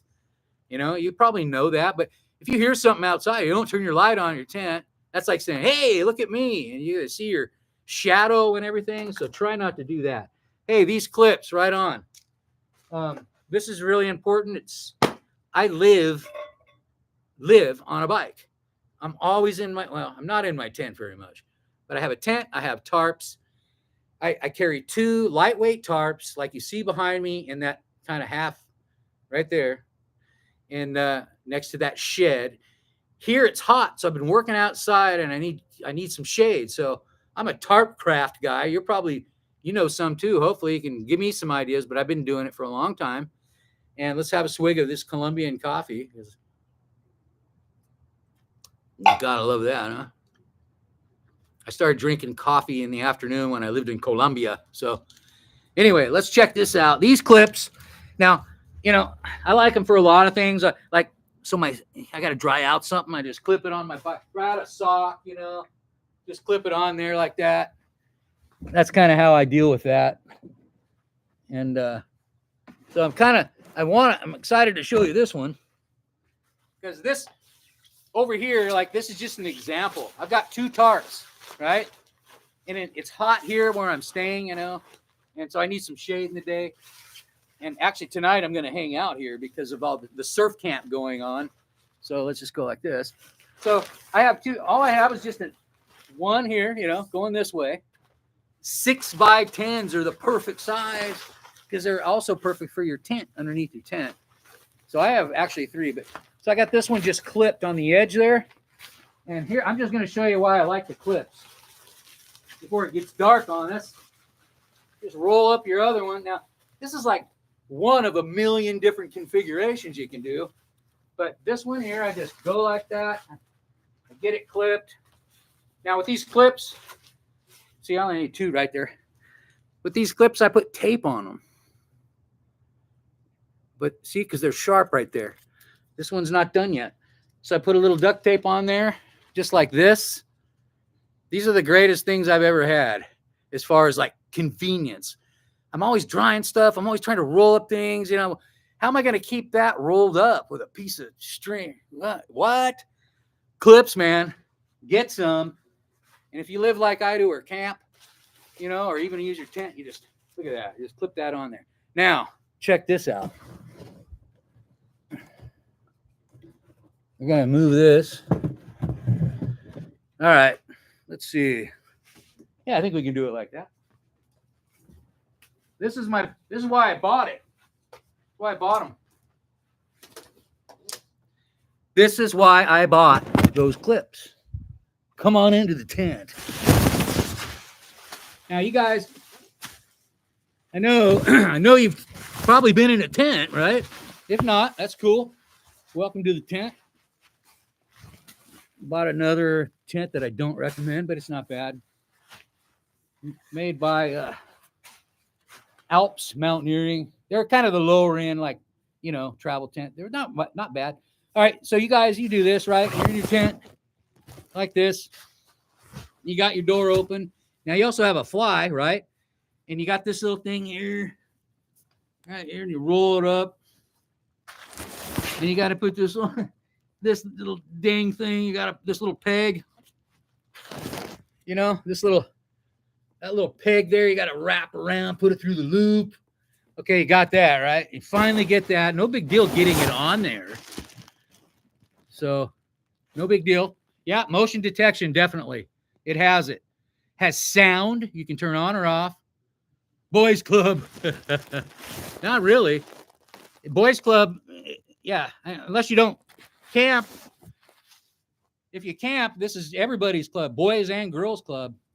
Anyway, so we're and if you haven't been here before, welcome. I'm really a bicycle channel, but we do stories and camping and stuff. And so that little clip there, forget that little thing that is hard to get out. And if you've camped, you know what I'm talking about. Flip that on there, you're done. This to me, now there are like a couple of tents that have a better system than the loop. Almost 90%, and I'm a guide. I've like bought almost every tent there is, and this is the best trick I've ever learned. And believe it. And if you got the fly on here, right? You got the fly. That's another thing you got to deal with, and you got mosquitoes flying in. Yeah. So if you don't camp, I get it. You know, it is kind of boys' club, but there's a lot of girls that camp too. So anyway, that's it. You know, I keep that like that, and you know, if you're like me, for the tarp and for these. And yeah, welcome, Beck and Bits. Am I reading that right? Welcome. And if you don't camp and you just kind of popped on here and you're new, which it sounds like you may be, yeah, so come on outside. We're basically just, I guess it could be called boys club, but I know a lot of women that do what I do. So there we go. Let's get rid of that and go back to our, right on. Okay, let's get rid of the tent. Nice little trick though. If you camp, I think you can appreciate that. You know, rolling up stuff all the time and drying out stuff. I'm in the wind constantly. I'm constantly, you know, here's my socks. Yeah, boys club, I get. Smart wool socks. I highly recommend if you're an outdoors person. But for the clip, I'm just like clipping those on. You know, I want to dry something and they don't blow away. I just leave them there and I love them. So I bought 6. You know, I'm doing a lot of big trips like expedition style. So I've got 6 of them. Yeah, a lot of brave women, braver than me. Heck yeah. I'm traveling in South America and living there. And I meet lots of women cyclists all the time, men and women. and they're traveling alone. And here's the thing about Colombia and for women traveling alone, I'm not recommending anything, but I'm saying it's pretty safe. They don't bother women as much. They just beat up guys like gringos like me, you know, but not all the time. I live there, so I've had every experience. I've had almost every experience you can have living in Colombia as a gringo. So imagine that. I have videos, but stuff I can't tell you about. The stuff that really happens, I can't even put on YouTube. But you know, sometime I'll have another place you can watch those videos. I don't know where. If you have any suggestions, let me know. Do those tent stakes fit in your? Yes. Definitely. Wait, tent stakes? You mean the poles or the stake? I only have little stakes, but the poles do, yeah. Yeah, they fit perfectly. I have bigger panniers, you know. So one moment here. Hey guys, I don't want to lose you, but I'm going to be on here for a while. I've been on for a little while. And I'm going to take just a 3-minute break. And I'm going to come back. Okay, maybe 5, but hopefully not. And grab a little more Colombian coffee and come back and show you some other stuff and answer questions, you guys. And if you're new here and you like this stuff, please like and please subscribe because the channel's growing and I'm getting ready to go on a lot of adventures and you know, it's going to vary. It's going to be some stuff where like back in Colombia where I'm in my element. And again, it might be a little weird for you, but I hope you like it. And then also just all along the way through Mexico, Copper Canyon. And then here, I've got a lot to do here, going to Mexico a couple times and going, I'm all over. I'm getting called to go play. When it rains, it pours. All right, grab a beverage, Barrio Mio. Am I saying Becken? Is it Becken Bits? Rule. I'll make tea right on, man. Becken Bits might have left, but that was cool having her here. I'll be back. Come on back in a minute. All right. Thanks, you guys. I got more. Probably more than you want.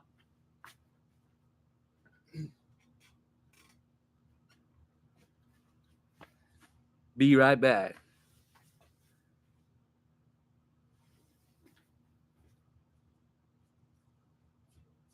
Lulu.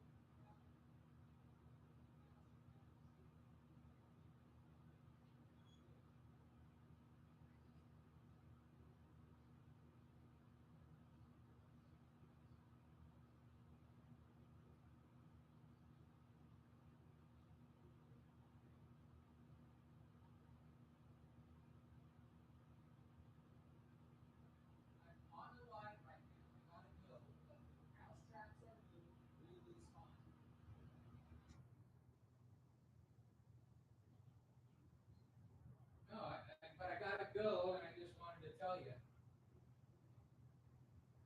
But yeah, everything's good. I'm in the middle of the live, and Lulu's fine, and the bed, and the mouse traps are moving and all that. So I love you. I'm glad you're here.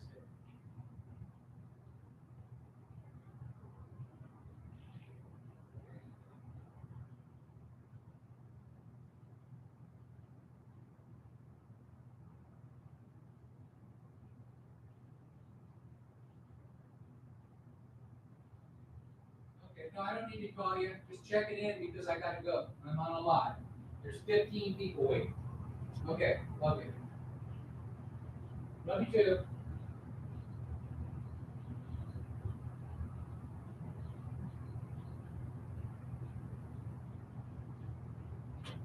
To bed.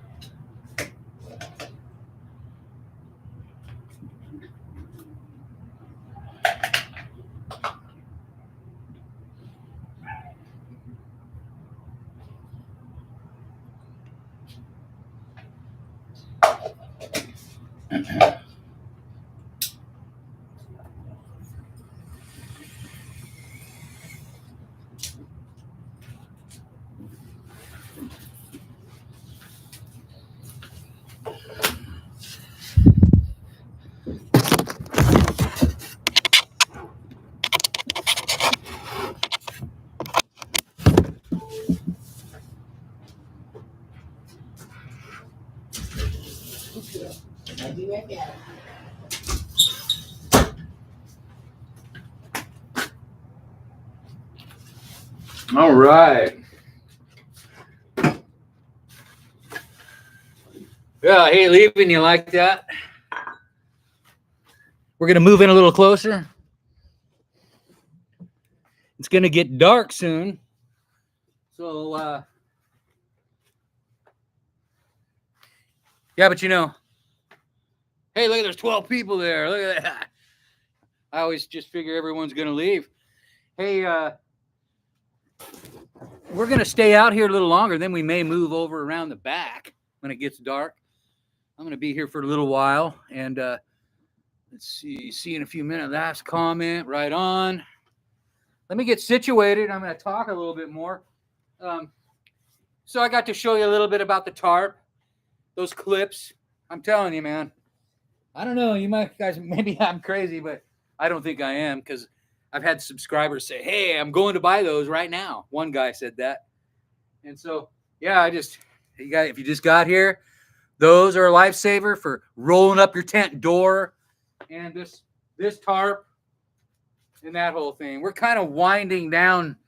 I'm winding down on the kind of the tips and all that kind of stuff right now, and having a little coffee again. And I'm going to put my smart wool socks on because the mosquitoes are coming out here.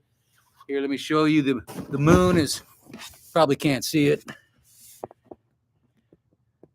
Yeah, that doesn't turn out very well. Anyhow, so we're rocking and rolling here at Tectonic. Welcome. If this is your first time, might look a little confusing at the moment, because I'm doing all this stuff, but a lot of camp talk here, stories. I do bike touring, bike packing. I kind of cross the threshold, and a lot of times I travel. I make a big base camp. I live on a bike. I travel South America, North America. Alaska is where I spent 40 years. Let's see, who do we have here? SoCal. Right on, man. Okay, let me see. Let me look at you a little bit better here. Oh, yeah. Any advice on getting clamps?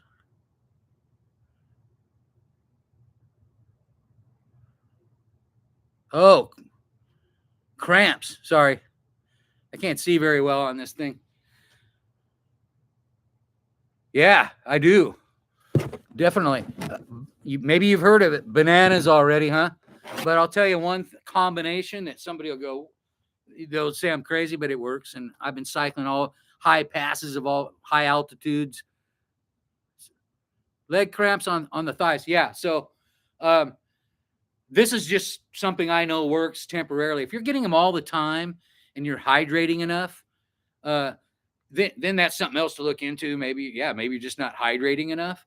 But if you are getting them and you're out by, it's potassium, banana, potassium. But when I'm like, say I'm in a high altitude village, like, say in Peru or South America, anywhere, or there's villages, and you can always get a Coca-Cola. I'll get a Coca-Cola, ice cold Coca-Cola, and a banana. And I'm cramping like crazy. I'll stop and grab one, or I'll just drink water. But I'll tell you, water, of course, we're all going to say water. If we know. Now, I'll get cramps sometimes, and I'll get to the point where I wear a copper bracelet or copper. Oh, those are cool, huh? I've heard about them. I don't use one, but I've heard about them. I've had them so bad I had to do 10 feet at a time, and I had to stop because I'm cramping all over. And so, bottom line, stop, drink of water. Stop and drink of water. If if you're like in a situation where you really got to get through and you think, stop, rest, drink water. You can get another 20 feet. Man, I've done the crawl. I've done like 10 feet, 5 feet. Some just get back on the pedals, some of these places. Usually I get into a groove and I'm okay. But there have been those times where I thought I was going to die for sure. Just like climbing. Same thing with climbing. And you're in the tent, you're cramping like that, and your leg goes straight out, and you knock over your stove. Hopefully your stove's not in your tent with you. But hey, I'm going to put on my socks. I got some new Smart Wool socks. I love Smart Wool. Hey, is there anyone here from Korea or Asia? I had some people email me, or not email me, in comments on some of my other videos. Yeah, right. I'm trying to catch up with y'all. SoCal, man, thanks for coming. Rule 413, everybody who's here, all 14 of you, I sure appreciate you. Please subscribe. Hey, we're just kicking back right now. There's a lot of stories. I've made a lot of videos about my guiding mountaineering in Alaska and my transition to, the bicycle here and my whole life living on the bicycle. Radical. Right on, man.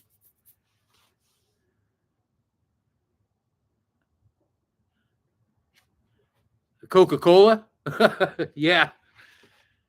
I was talking about Coca-Cola. I'll get a Coca-Cola and a banana. And but yeah, I mean, everything's different in Colombia. The food's better, the vegetables are better, the meat's better. There's no hormones in the meat. Man, Bill Gates is not allowed to do that there and all that.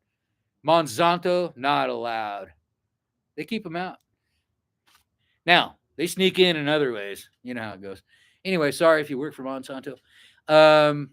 15 people here. Thanks for coming, man. Please subscribe and like. And not just because I need it, because it's cool to have you here and I'm getting ready to do some fun stuff. Now, I'm not a YouTuber traditionally. Hold on a second here. Let me grab my little table here. My little tea table, man. And I'm not classically the YouTube guy, but I decided to bring YouTube along with me on my life. Am I on vacation? No. I'm just doing basically my life is vacation, but it isn't like a fun vacation all the time. So, but it's great. Organic, man. Yeah, it is. Well, thing about it is it's always been, and their soil is great. South American soil is just it's still alive with mycelium. Lots of mushrooms growing in the fields and stuff. It's real alive, healthy, and it's what our bodies need. We don't get enough mycelium. And that's why I take turkey tail, mushroom, all legal stuff, supplement. I take turkey tail, reishi, lion's mane. I take, but that's kind of a new one for me. I almost forgot. That's for your memory. Not exactly, but I mean, it was kind of like I thought it might be sort of like this, only because I was a mountain guide. I didn't think it would be a bike. And I'm glad it's the bike, and I'm glad I'm not an old mountain guide, that's too sore to do anything anymore. And also, I'm also appreciating that because I was, I'm a carpenter, and I did it for 30 something years in Alaska, and 30 below, 40 below, even 60 below one time, more than once. But so my body just couldn't take it. I knew what was good for my body. I was going to fail. And I was almost dead in Colombia, and I knew my body couldn't do this kind of stuff, not taking care of myself. So I transitioned to the bicycle, less carpentry. And when I do carpentry, I'm never sore anymore, unless I did something, stupid, or whatever. There's the variables, right? It's all relative. But I'm a healthier person by moving. The movement on the bike. That bike saved my life, along with my children, who are grown up now. But when I was in Colombia, I was almost dead. I was in a hospital bed, dead. And that's for another videos. Some of you guys have already heard the stories, but we're not going into Colombia tonight. there's some videos about it, but also I haven't really gone into the depths of Colombia, right? Totally different. And when I go back to Medellin and I'm in those places and I'm with you with the camera, then I'll go back into what happened. That'll be better for me in that element rather than here in the backyard on the border of Mexico and California telling you stories about Colombia. I should be there showing you, and even you'll get to meet some of the people that I lived with in Colombia, and also some of them that helped, save my life. That's why I have work rule. I'm a carpenter, and I'm a guide. The greatest thing about this last couple of years is I've been able to. So I'll lead a couple trips, and it's just usually I did one trip. It was just one guy, and but I know him from my mountaineering past. He was one of my clients up on the glacier, and he'd always wanted to do a bike tour. So that was a little different. It wasn't just some guy that said, "Hey, I want Tectonic to take me on a tour." It's all through people that I knew through mountaineering and my climbing days, right? So that's kind of how that all happened. Hey, since we got you all here, and since we're going back into a little bit of that, I'll just turn this back on because I thought it was kind of cool. There are those. I keep talking about Alaska and and my mountaineering. I always like to pop on. Hey, before we do that though, there's the Eastern Sierra. But my mountain days are real important for you guys to know about if you're subscribers or you're gonna be hanging around here. And so first of all, I always turn this one on lately because it's of where I worked is that glacier, all those glaciers out there in the Alaska range. And that's the north side of the Alaska range near Mount McKinley, Denali. And SoCal, any advice on getting body ready for bike touring? Yes. Okay. Well, here's what I do say about it. People will say, I need to train, right? And you need to be, lose a little weight and go out on some bike rides. Carry a little weight on the bike, get your bags, and learn how to ride with the weight and balance the weight. Like in my book, I talk about, because I worked on glaciers. I had to learn how to balance my weight moving across the glacier, and so I didn't fall in those crevasses. Same with the bike. In order not to wreck, and get worn out and be all awkward, I need to balance my weight. So balance your weight, train with the bike like that. And let's go back into it. Get that, can't decide which way to go. Get that all balanced out correctly, front and back, and just kind of get used to it. The training, here's the thing. Here's what I say about training. Don't overtrain.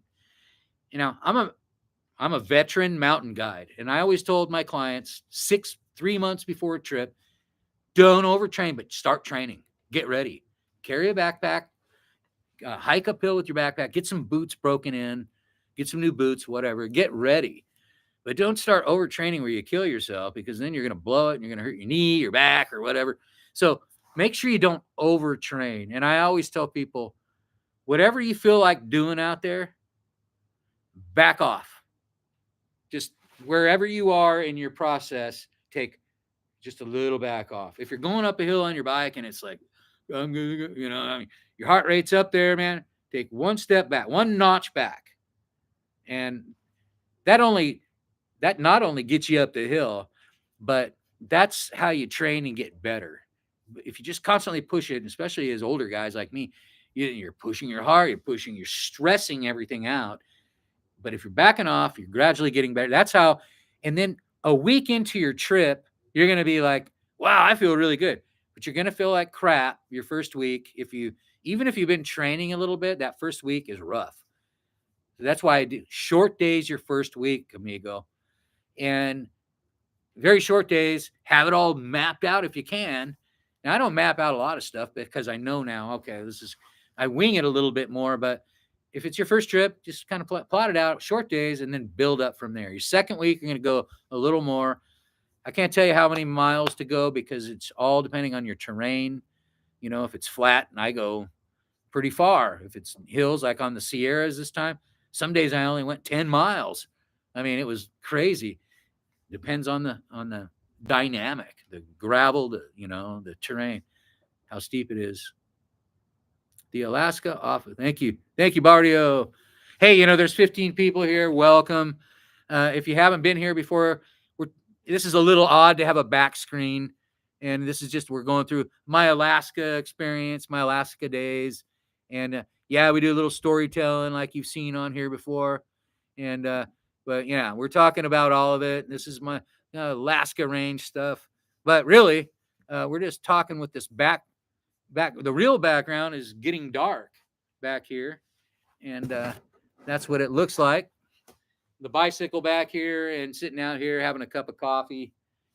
And that's about it. Hey, and if you have questions and you watched any of the videos, let me know in here. I'm here to talk about the stories too that I've been telling, but I didn't see you watching. Yeah. Oh yeah. The desert.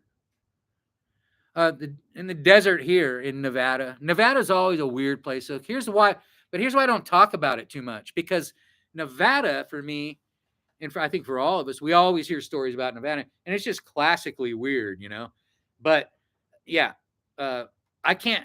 I'll see things, and I'm like, well, I know there's a lot of stuff going on out here, but I can't.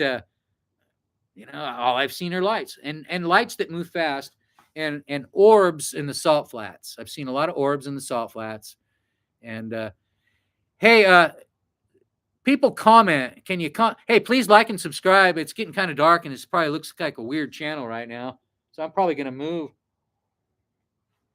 And if you have any questions, just like SoCal, I love that, you guys. I didn't see you watching. I love you.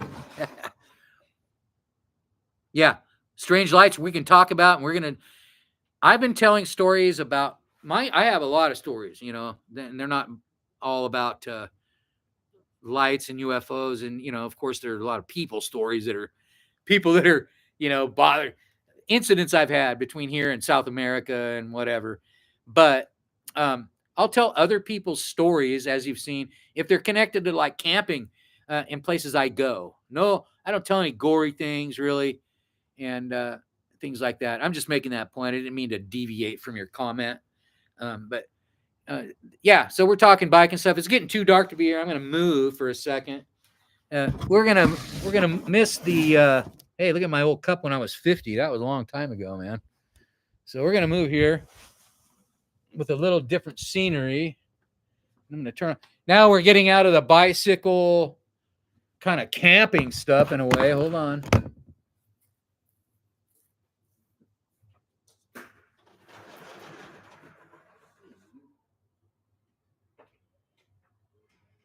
There we go. All right. All right. So here we are now. This is a real background. I've kind of moved around the corner, a little more light. Yeah, I've seen some. Yeah, I have. Now, let me tell you, not only on my bike trips, but I don't know if you've been hearing me talk about climbing, but hey, welcome if you just got here. I know it's a surfing background. You're like, what? It's because it's getting dark and you can't see the bicycle anymore and stuff. So, yeah, so the things I've seen in Thailand while rock climbing, I've never seen really. The amazing thing is you think, God, Darin's, you've seen something, like up in the Alaska range, like you would think I'd see something up there. I've never seen anything that I remember. Maybe I forgot, but Thailand I saw, and everybody on the island saw this. This was in Riley Bay, which is Koh Phi Phi, southern Thailand, where I was rock climbing. Too bad I don't have some photos on here of that. And I just got off this big climb with my friend who you see up on the glacier in a lot of these photos. And we were rappelling off this thing. We saw something like something floating, right? And it was just a light, and it was kind of floating. And we're like, oh, that's just, one of those lantern balloon things. That's what we thought it was. And so we're thinking it's one of those lantern, balloons. And we're like, that's what it is. So we're rappelling off this wall. We go down and start having a beer in this little outside bar thing, and that thing's going by, and it moved real fast. And everybody on the island was watching it. So by the time we're alone when we see it, by the time we get down off the climb into this really bitchin' little village, and we're having a beer, and then we hear people going, ooh, and we heard kids crying, like, because their parents were going, hey, what is it? And everybody was kind of flipping out. And it's an outdoor, it's on a beach outside, So anyway, never found out what it was. Looked on the internet. This is quite a while. This is in 1996, though. And never found anything. Let me catch up on y'all. Different types of any strange dreams. Well, I don't know if I want to tell you about those. Oh, yeah, I've had it all, man. Yeah, but that's for another video, isn't it? Isn't that for what do you call it, Rumble or something? Where it don't happen? No, I'm just kidding. Any strange dream? No, and no, nothing too out of the ordinary, probably so out of the ordinary it's not worth mentioning because nobody believes you, that kind of thing. Hey, welcome to the channel. If you just got here, thanks for that comment. I love your comments. I'm going to have to see. I bet you have some cool channels. I probably watched it. I probably subbed to you because some of you guys have subscribed and I've watched your stuff. I sub because I like mystery stuff and unsolved mysteries and, all that kind of stuff. The surfboard is it's not mine. It's somebody, it's my stepdad. It's just temporarily up there for now because we're here at a surf camp event for autistic kids. Everybody's out right now at dinner and beers and drinks and soda pops. I'm hanging out having a cup of coffee with you. I'm reading, sorry.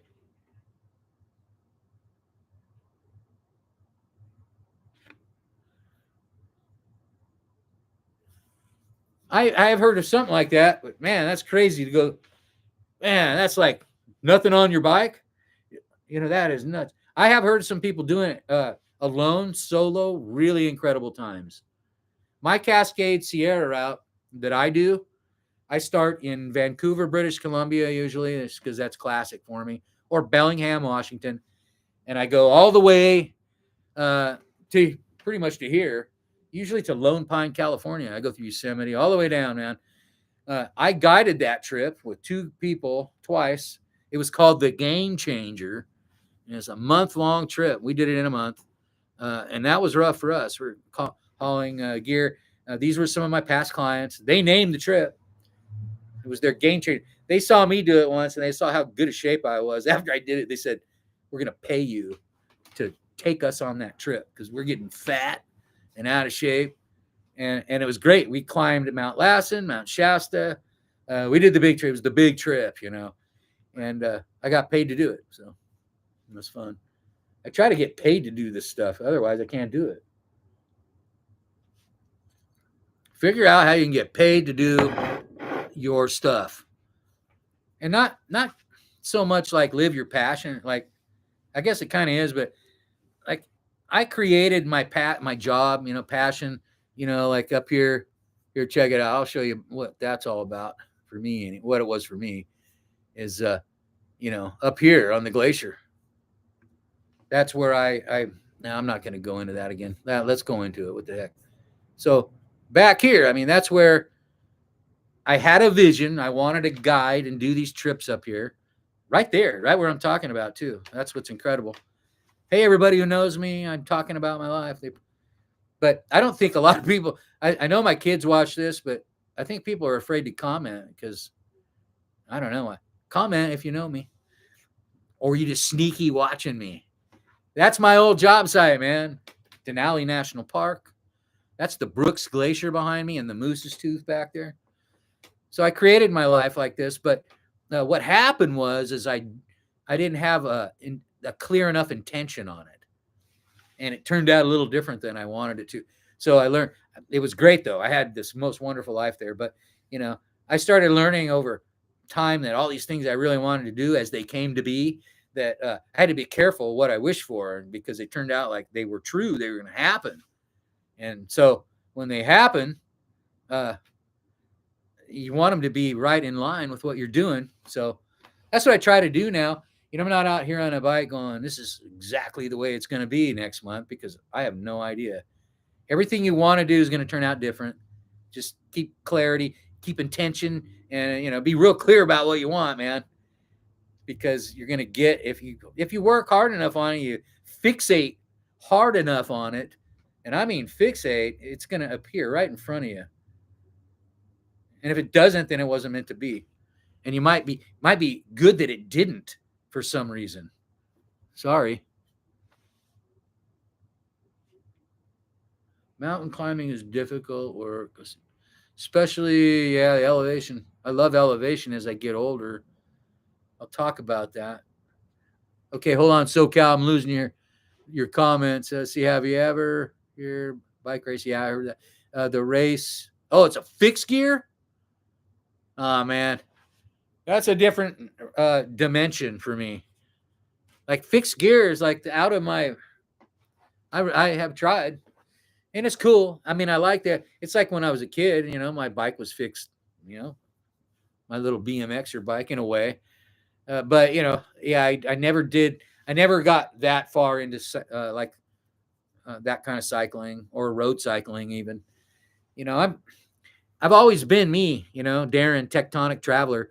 I made the name up, right? I've created my little character, but it's really how I live, and it's just I better name how I live, right? Because otherwise, and if it wasn't YouTube, it'd just be this. I'm Darin, and I was still in the Tectonic mindset because I'm following mountains, that kind of thing. So hey, let's get off this screen here. It's kind of annoying.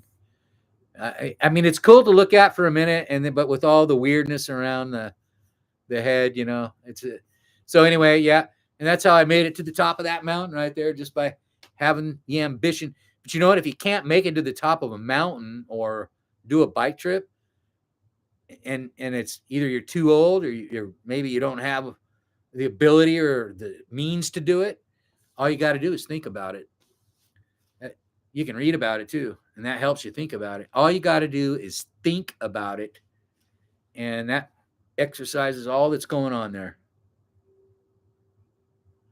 What are your thoughts on AI being part of our culture now? Do you think there's technology? Do you think there's technology that's been reversed? Well, sure. I think everything. Here, my reaction to that is yes. I think everything, and what I do know is that I really don't know.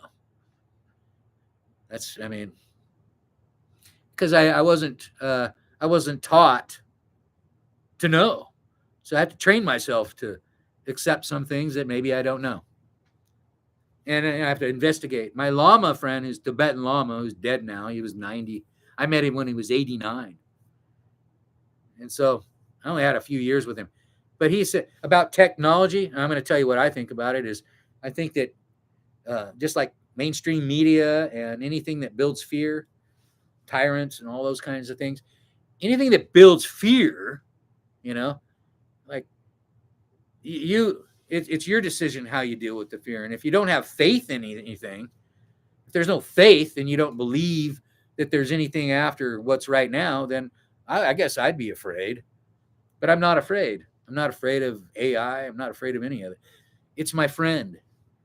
I feed AI cakes and chocolates and ice cream, because that's the only way to do it.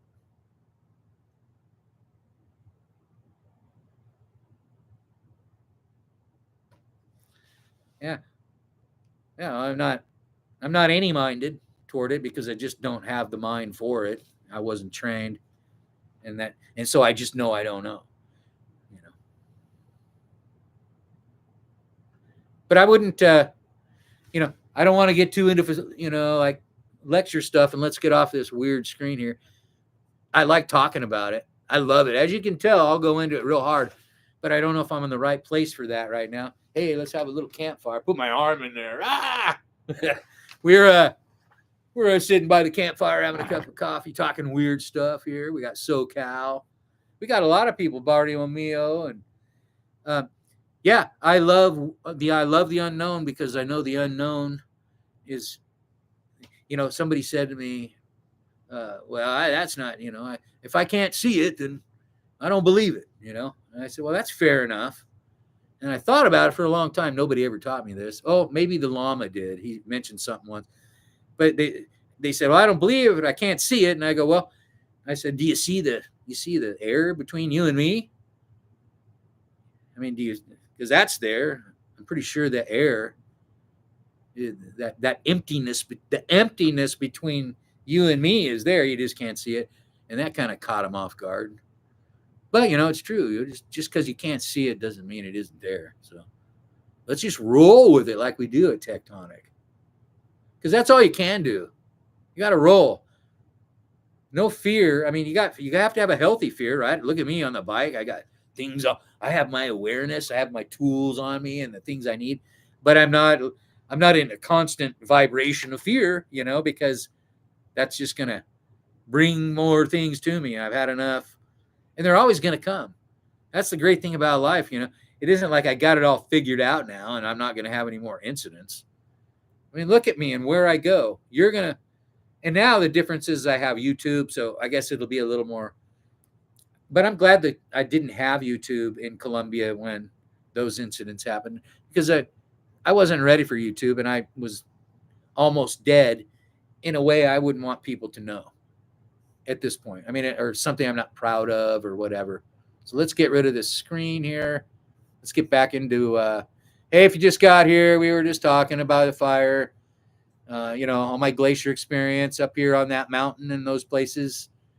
And then what we decided to do was sit here on the couch and just sit by that surfboard. I'm in Southern California, very close to the Mexico border, enjoying some nice weather and really no mosquitoes at the moment.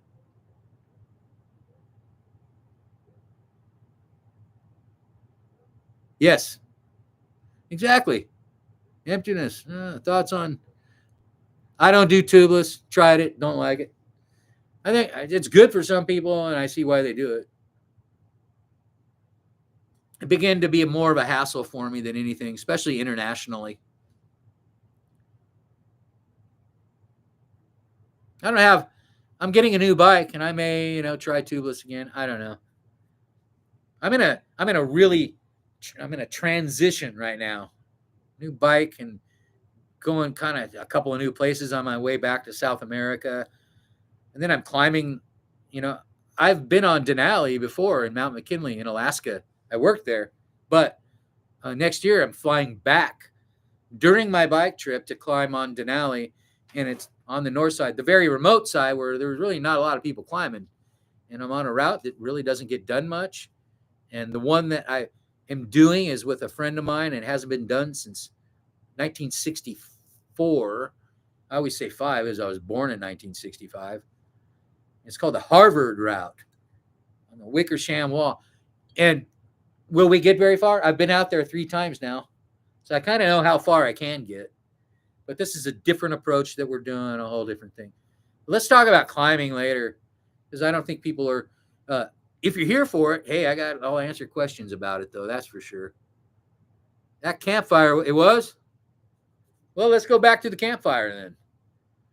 You know, the great thing about being on this super psychedelic cyberspace is you can just kind of roll back over to wherever you want to go, and just imagine you're there. That's why I do that sometimes. I say, hey, if I'm getting tired, that's what I did in Colombia.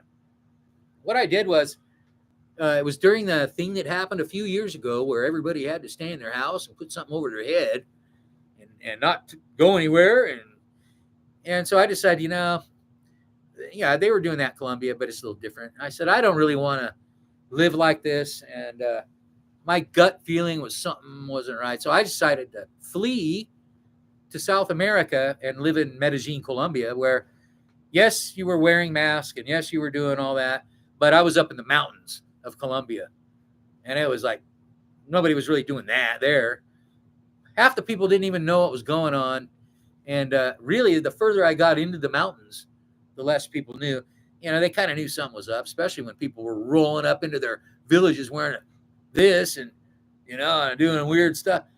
and saying weird things, and they were like, wow, what's going on? And yeah, so I went up to those places to live, and I spent a year in those places. Kind of. Then I went down to the city, Medellin, Bogota, lived in the city, got dangerous. My life was different then than it is now. That's 5 years ago. I was, I'll just say, we'll go into that at some point, but I was in the depths of Medellin, living in the most dangerous place you could live, doing the stupidest things you could do, being in the dumbest places you could be, and I'm still alive. And now I know I have a lot of friends there.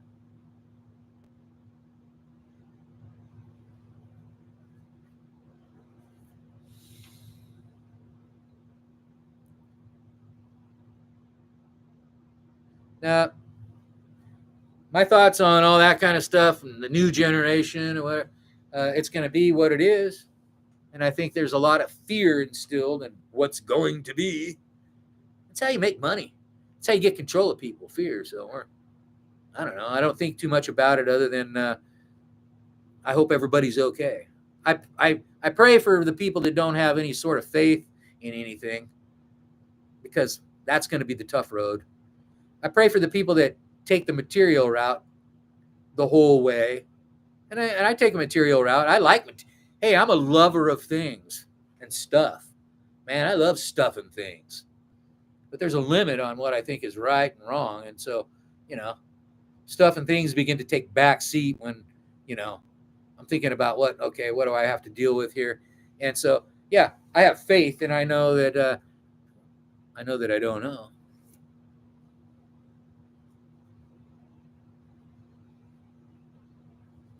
Yeah, me too, Bartiomeo. Traditional tubes. I'm that way with just about everything, though.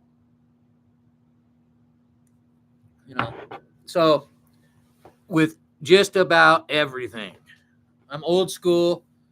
But I do modernize as I go, because I'm around a lot of people that are like way more advanced than me, and they'll go, hey, you ought to probably do this now.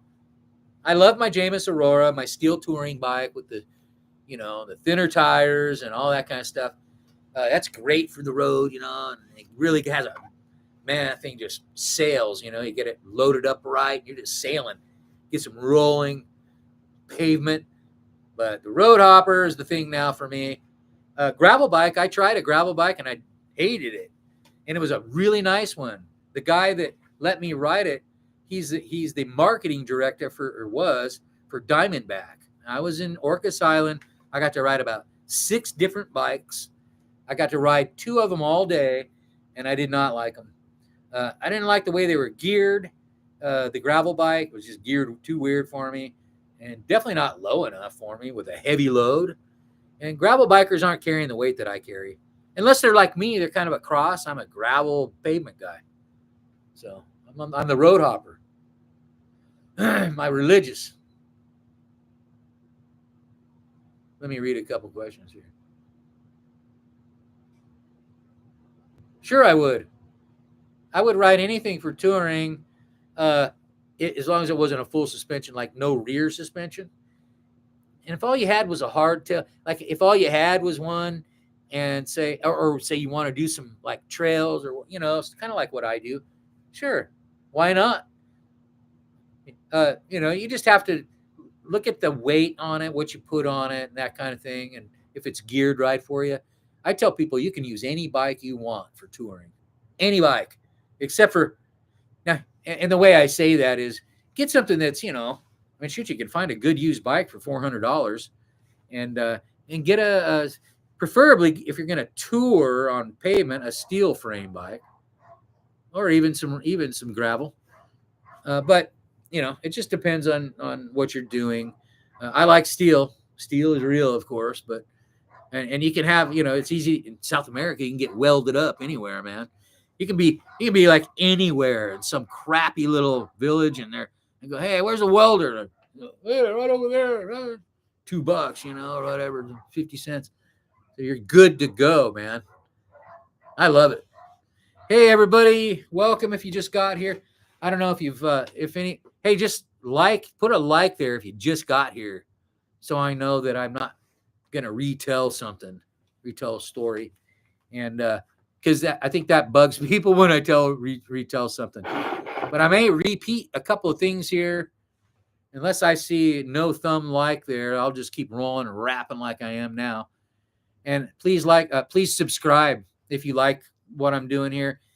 Tonight, this is really different. I mean, it's alive. They do vary. Hey, all right, somebody liked. All right, right on. Yeah, if it's your first time here, I hope you subscribe too if you like it. But we talk about stories. My stories are the normal routine, of Alaska, my bike trips, climbing in Alaska, and all over the world. Nepal, there's a dog barking next door. All over the world. But I've gone into bicycle mode. Look at my arm in the fire. Sorry. I've gone into bicycle mode. And hey, thanks for the other one who just joined us. So I went from, spending a lot of time in the mountains guiding up here, up on those mountains in Alaska. And I took climbers and I took people up on those glaciers. That's where I kind of cut my teeth in the mountain world. So a lot of time up there, climbing peaks, summited a lot of mountains all over Alaska and Nepal, and trekking peaks in Nepal mainly. Nothing big like Everest. And then I kind of I went into sort of a mode of this is up on another glacier where I worked in Alaska, and I'm bike touring in the last 10 years more often. I kind of crossed over. I was still climbing. I am still climbing, but less climbing now, and getting ready to do another big trip next year. But the bike's how I train, and if I'm going to do a climb, I'm going to train on the bike, and people will go, well, that's not climbing training. And I go, well, it is actually. But I'm crossing it up a little bit. But the bike is my training.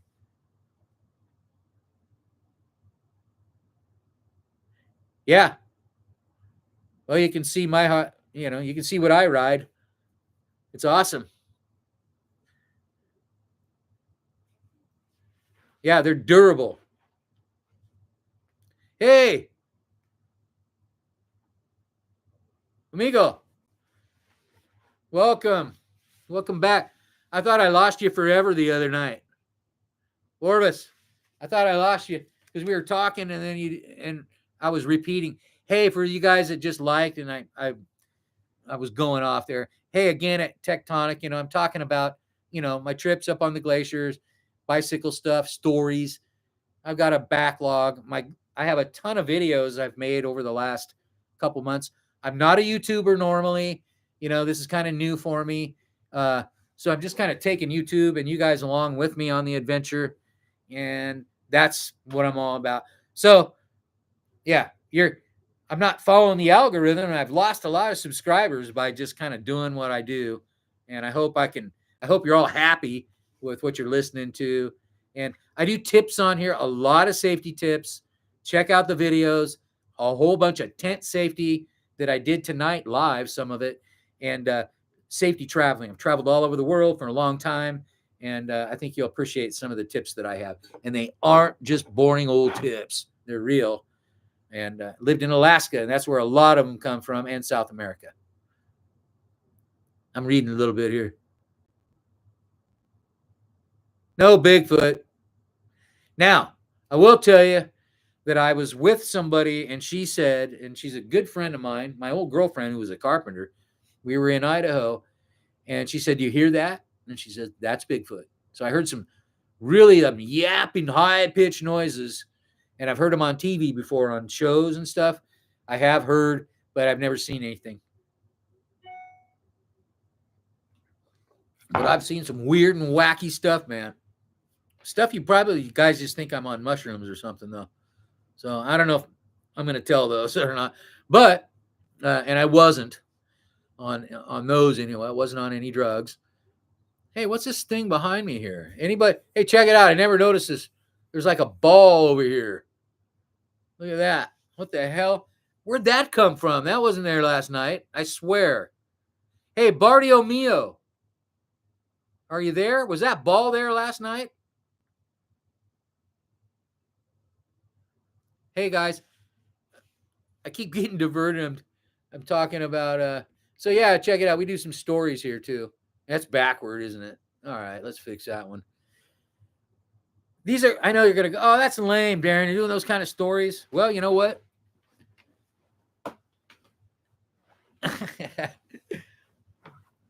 These stories are true, and I'm biking out here. You guys seen my videos, right? Of me biking in the desert by myself all the time. Like David Benfer, the missing guy, I have videos about him if you haven't seen him. Still missing after 10 years, David Benfer. Anyway, I do a lot of videos about things that are happen to people that's kind of connected to what I do. No blood and guts, though. I'm not into like gory stuff. You can see my face here. That's kind of how I feel when I'm out there sometimes. I'm probably making that face when I'm out there, looking at and dangerous humans ahead. And that's the truth. And you can hear, hey, check out the video if you're watching your first time. There's a video in the post I made for this. There's a post, and I think it's called Encounters with Uncomfortable Encounters. And it's a clip of, what would I do? What really happens. And the clip is from a video I did. Anyway, watch them all. But watch that one. It'll get you kind of hooked on a couple others I did where I had the guy that was running at me. I'm taking a break up in the mountains. Oh, thank you, Bardio. I appreciate you. I'm up in the mountains, and this guy pulls over, and he's running at me, pulling up his pant leg. I mean, what would you do? Guy's running at you, and he's yelling, and I can't understand what he's saying. Pulling up his pant leg, and I'm thinking, God, he's got a gun. And he's like, hey, is that a charger? I'm charging my stuff at this, like on this porch, and I'm all alone out in the middle of nowhere, like at this little kind of a closed building for the winter, and it had an outlet out there, and I was charging up, and it was snowing. And anyway, that's how I dealt with the guy. It was fine. He just wanted to charge up, but he had an ankle bracelet. He was he was on probation, and he had an ankle bracelet on, and he had to charge that. I don't recall. Oh, yeah, that ball's there this time, and that is the weirdest thing, Bart. Let's go back to that picture. I just got bit on the back by a mosquito. All right, let's move on over here, and we'll go back by the fire. But anyway, I tell stories, but I'm out riding. You can see my videos where I'm out in the High Sierra, some Colombian shorts. I do a lot of shorts for the bikes because I think a lot of times people, they like seeing you biking, but, watching people bicycle for a long distance. And we're going to I'm working on kind of a feature that it's more narrated and it's really good. And that'll be the one I put out. But I'm not doing a lot of long bike, stuff, videos and stuff, And I will, as we travel, I'll be doing them live through Mexico, Central America, when I go back to my other home in Medellin, Colombia. And we'll definitely do those. But let's go back to the fire. And I don't recall that ball being. Are we seeing the right thing there? Is that what that is? Anyway, hey, welcome if you haven't been here. If you haven't been here, hit that like so I can see that somebody new's here and don't repeat myself. And I'll just otherwise I'll keep rambling forward and I won't talk about the same old stuff again. Yeah. Oh, yeah. Maybe. I don't know. I got to look a little closer. That's weird, isn't it? But hey, thanks for coming, you guys. It's really fun. I'm having a good time talking to you. And I hope if you're here, you've subscribed if you want to see any more of this stuff. And it's going to get real interesting here pretty soon, only because, well, number one, I'm climbing up there in YouTube. And so it's kind of fun. People are seeing more of my stuff. I have a big library of stuff there, you guys. So watch that old stuff that's not old. It's like a couple weeks. I just started. I had things that were made. I had about 13 videos that were pre-made, and only because I knew I was going to be out for a little while, so I made them here, and then I went back out. We went up toward Death Valley and went up, visited some friends over by Vegas and stuff. But I couldn't make videos there, or I could, but it was just kind of family stuff and kind of boring. Fun for me, but not fun for, you guys probably. So I want to keep it fun and interesting. And the stories are all real. And I give you the stats. If they're not my stories, I try to give you the info. And some of them are sketchy because I'll find stories that there's not a lot of info on. What's that thing behind me? Oh, okay. Hit that like if you just got here and I haven't seen you yet. I got 17 likes there. I'm not trying to get just likes. I'm trying to see if I'm talking, but it does help, I guess. Telling the same thing over. So if you have any questions, I appreciate you, Orbis, SoCal, all you. Hey, what happened to man, Del Sol? Great questions, great things going on. Rule, loving you.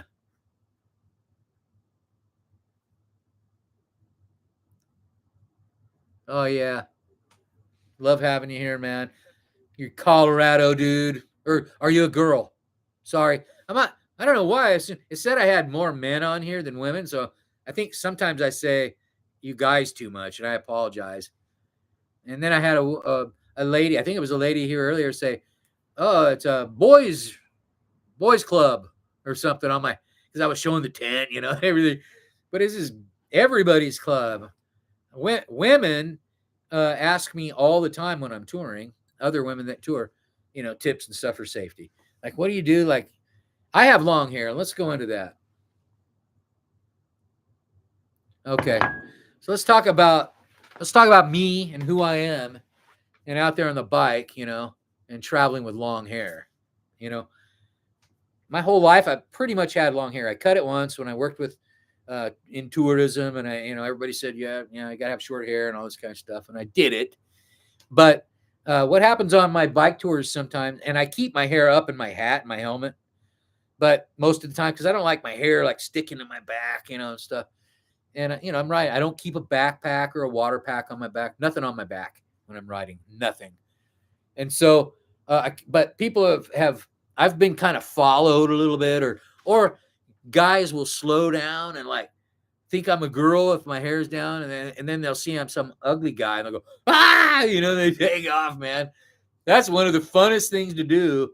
Well, it isn't fun if I'm alone up there because people are like, casing me, But if I have my hair down and I got like a hat on and from behind on my bike, they can't really tell them when I'm sitting down because I got stuff all piled on the bike, They just think it's a girl, and then they have the rude awakening of a guy.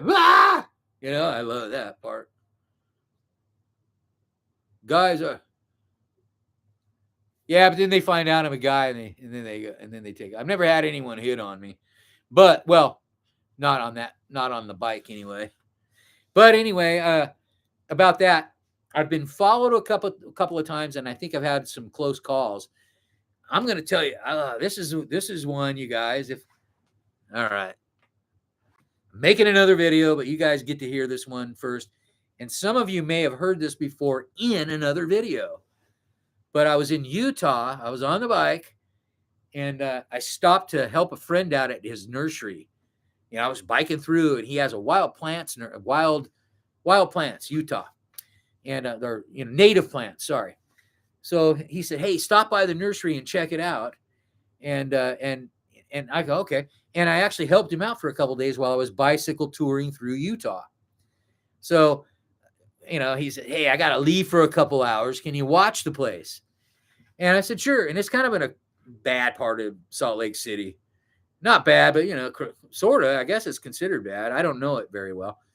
And it's this big, huge, like nursery with lots of, plants and trees and kind of private and cool. But nobody's ever there. It's real quiet. Guys and girls club. Yes, sirree, Bartiomeo. Anyway, so I go, "Yeah, I'll cover it for a minute." And he left. And this guy comes walking in, and I'm kind of back there a little bit. There's a big gate in front and one little business next door, and but there's nobody really around. There's nobody next door on the other side. He comes rolling and he goes, "Hey, how's it going?" I go, "Good." And he says, "Hey, I'm looking for a whatever plant. I don't know what."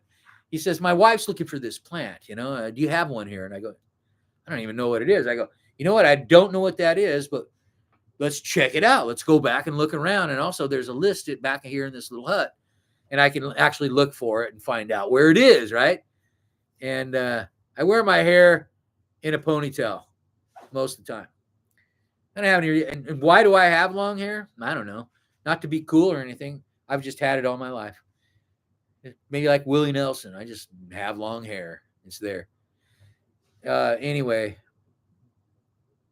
maybe it's my antennas, my, which I don't always want my antennas on. I don't want to, soak up all that energy and vibration out there. So I got to put it in one of those tinfoil hats. Anyway, no, I'm just kidding.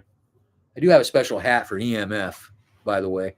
I have EMF clothing, shirts, hats, and things like that. Anyhow, so this guy comes in and he's in the nursery and he asked me for this certain tree. And I'm just on a bike tour, just covering for my friend at his place, his business. And the guy follows me back to look for this plant and see if we can find it. But he's behind me. And I'm like, you don't have to be behind me. I keep looking back at him. I go kind of like, come on up here next to me and walk, But he wouldn't do that. He kept walking behind me. I'm like, don't like that one. I have a going with my gut feeling on that one, right? Anyway, he does come next to me a little bit more because he knows I don't like that. And he goes, so we can get further back, right? Let's get further back, he's thinking. And so we get back there, and I'm kind of oblivious, and just, let's look at this list here. And then he keeps getting behind me, and I put the list down, and I'm talking to him, and, it's sort of like he keeps just walking, and kind of like he's looking for another plant, but and I keep turning to face him, and I'm ready. And so right when he's like, I think it's getting weird, I go, since we can't find that tree, I go, hold on a second. Let me yell for Doug next door. He might be next door. Hey, Doug. As soon as I went, because I told him my boss, or not my boss, my friend had to take a break, and I'm just watching the place. So for all he knew, my friend might be next door. So I go, hey, Doug, and Doug was not there. He was miles away at home getting lunch, I think, or something. And that guy fucking took off. Excuse my language. That guy turned around and goes, it's all right. I don't need the tree right now, man. I'm running late. I got to go. And he just walked off. I'm reading. His name is Steve. Oh, I don't have to check him out.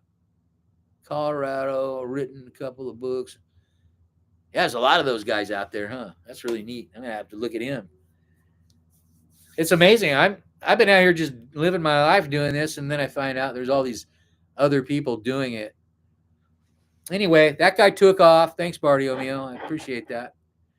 And I think I saved my life by being aware and watching this guy and not losing attention. I was alone.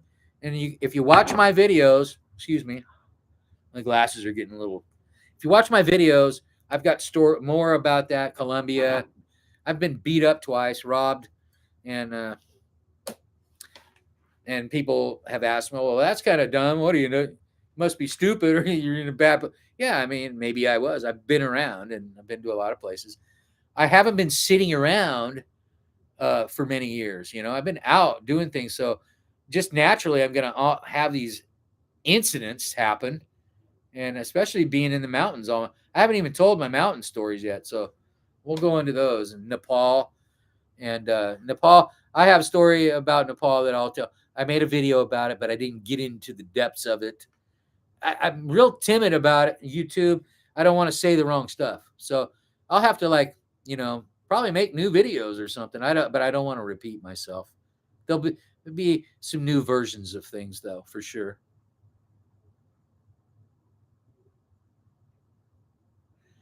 Thank goodness for your guardian angels. Yeah, they're there.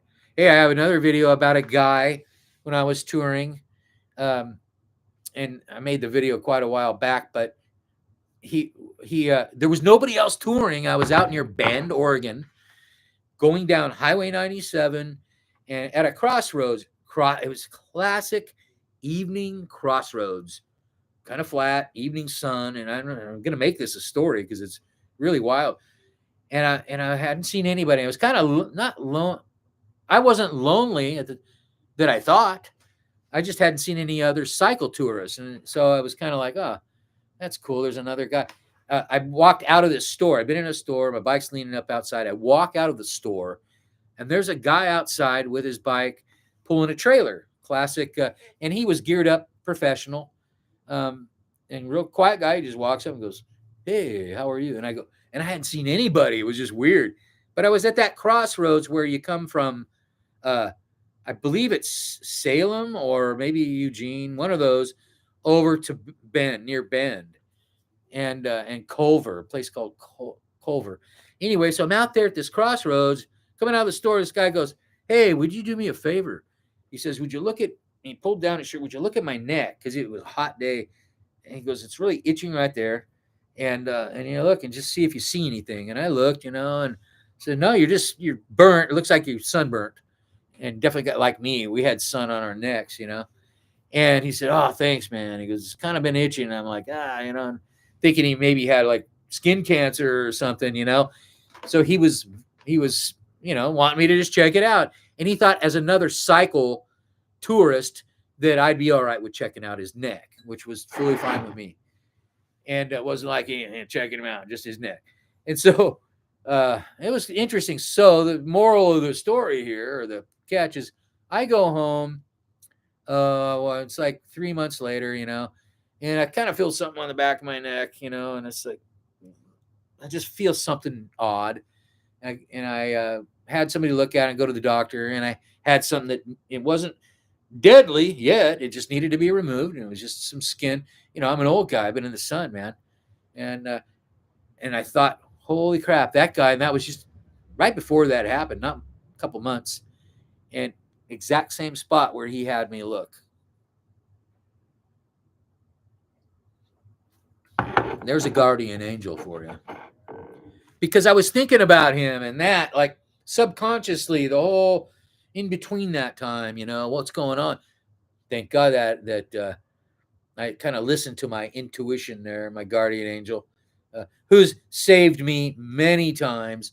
Yeah. And so we were talking earlier about fear and AI. And I said, well, I all I know is I have faith. And so I don't have a lot of fear because I know what's happening right now isn't really the bottom line. Right.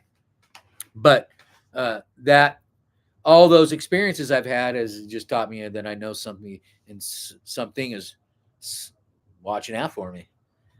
I'm working them angels, as Neil Peart said, writing his Rush song, working them angels. I have, and I'm trying not to. I don't mean to. Sorry, angels, and thank you. Yeah, thank you very much. Hey, I don't know. I might wrap it up. There's 11 people sitting there and a couple of you talking to me.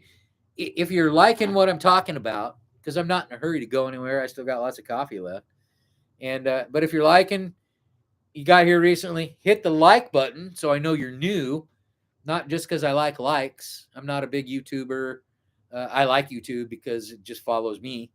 And but yeah, it looks like you've all liked, and so I won't repeat myself at all anymore. Lots of stories, lots to talk about, lots of going on. Tomorrow, so I'm released. Another video releases in the morning, and I'm going to come back and talk about it tomorrow night, maybe. But I just appreciate you guys being here. Lots going on. I'm going to the dentist here in a couple days. Not going to make too many videos about that, but heading down to Tijuana and probably meeting up with my friend Antonio. That's finally coming. But I have to stay here while everybody's doing surf camp and hold down the fort. Now, this is base camp for surf camp, but it all happens. I'm kind of far from the coast. It's about an hour. So everybody's commuting over to the coast. But staying over here because it's cheaper and it's definitely epic. Every time I go outside, there's a story. I quit making the stories. I quit making something happens every time I go to the store. There's some weird thing going on. It's a wacky place out here, man. It's mainly the drugs. Lots of hey, told it in was it last night about that? Yeah, I think one of my viewers commented that the drug problem. I was in Ashland, Oregon. I like had to stay in a hostel, and I'm a cyclist. I want but I like staying in motels or hotels. Hostels in America are pretty you know pretty dirty. I've noticed. I haven't stayed in a good one ever, but I had to one night, and Ashland is really only one. Anyway, I stayed there. But before I got there and ever been there, I went through town in Medford, right next to it, had to get some supplies, and there's like people all over, hunched over, at the park. I know Barrio, you heard this, and a couple of you other guys, hunched over people on drugs all over the place, all over the town. Hey, welcome if you just got here. Sorry, I'm talking about something kind of weird right now. As I travel by bicycle through these towns in Central California and Oregon, I'm noticing the drugs get worse. I've been doing this for a long time. Every time I get back from Colombia, it's worse. I have something to gauge it on, being away and coming back, not just being in it all the time, not noticing that it gets worse. Anyway, here I am. They're all hunched over. Okay, I'm out of here. Got to get to my hostel. And I get to my hostel, and the guy's kind of sketchy that checks me into my room. He says, hey, you're going to get a roommate later, so, don't get too comfortable in there. And I go, no problem. I never do. And so I have my stuff kind of close to my bed, and my bike's all locked up outside. I got all my crap on the bed with me. And I'm laying there on the bed, kicking back at a hostel, crummy old hostel in Oregon. I don't stay in hostels. I'm on my bike traveling through, and here, knock, my door opens. I'm in my bed, and it's one of the guys from downtown that was all hunched over on drugs. And he goes, hey, how you doing? I'm staying here tonight. And I'm like, oh, you got to be kidding me, man. Oh, what a bummer. I've been all over the world, crappy places, Nepal, all over South America. I was just like, this is worse than ever. I'll take anything over that. That one right there was bad. And having a roommate with that guy who was completely chemicaled out on drugs and was horrible. Thanks, Bartio. Did you watch the latest one on the? Those aren't my stories. I like to do some about other people's, like I said, that are going through places I camp. My daughter was going to go camping at not specifically Twin Arrows, where those people or that lady died in the two incidents at Mount Shasta. She wasn't going there, but she was going really close. And I go, and before I knew about that story, I go, hey, check out what's going on up there right now before you go, because a guy just chased some people through Siskiyou Lake campground with a knife. That's true. Look it up. Siskiyou. Jeff Half, just recently this month, guy running through Siskiyou Lake campground with a knife, chasing everybody. Nobody got hurt. That guy got arrested and taken away, put in jail, probably on meth. Yeah. Oh, I love you guys, man. It's so much fun talking with you. This is like better than having some of my relatives around. Just kidding, you guys. Just kidding, relatives. Except for my daughters and my mom. And my dad, who's back in Doylestown now. He might be watching, but I doubt it. He doesn't do internet. He doesn't do phone. He still has a flip phone. Hey, anybody have any questions? Anybody new here? Want to say something that I'm missing or that you like about the channel or anything like that? Please subscribe if you want to come back and listen to some of my stuff. I'm going to have some premieres coming up, and I'm trying to give you stuff that's fun and interesting and not, not just. I could talk about my life for days, right? But I don't feel that that's too interesting. Some of it's important to know, and could be interesting too to intertwine with the Tectonic whole thing. But hey, it's kind of cool. I don't have to brand myself because I was kind of branded before I ever got here, and some of the branding is not very good, right? I got beat up, so it's sort of like Tectonic branding. That could be anything. All the scars on my face, on my arms, and ooh, interesting noises going on now though. Hey, let's see here. We got okay. It's all the same people, I guess. Nobody else liked or asked questions. But tell me what you're liking. And the other thing is, Bardio, here's a good one for you. Del Sol, Orbis. Who else is here? I'm trying to backtrack and find y'all. Hold on a minute here. Got a question. We catch up later? Okay, buddy. You leaving? Take it easy. Thanks for coming on. I'm going to probably wrap it up here shortly. Got to go take care of some things. Go take care of that little doggy that's been getting neglected over there looking at me. Love you, man. Thanks for coming over. You discouraged your daughter from... Yeah, oh, yeah. Oh, she wouldn't have camped there. She's just like me, though. Hey, what's been going on where I'm going? Now, I mean, just like for me, when I go back to Medellin and go home to my place up in Colombia or anywhere, I look before I go, hey, what's been going on lately? Hey, check out Medellin. You know, Colombia, there's a lot going on there. That's an interesting place for a lot of reasons. I went there to bicycle, and I didn't realize it had a lot of other things going on. So that's my background with that. And hey, we're gonna throw another before we take off here. Let's look at a couple other photos real quick here. I think you've seen all these, Bardio and y'all, but we'll hop back in the plane for a little flight over the mountains before I take off up over the Alaska range. This is my old office. I would like to have a pizza with you and your dad. Yeah, we will. Let's do it. I got to get back there. Oh, you know what, Bardio? That's a touchy one. It's not touchy. I just need to get back, see my dad. He's a great guy. He still rides his bike to go swimming up at the gym. And he's just turned 80 years old. And he rides a bike up to the gym, swims, and he drives a school bus. And he grew up, born and raised Doylestown, lives in the house that he was born in. And I'll probably have to live there someday, which would be great. That'll maybe base camp someday. I have a lot of work to do on that home.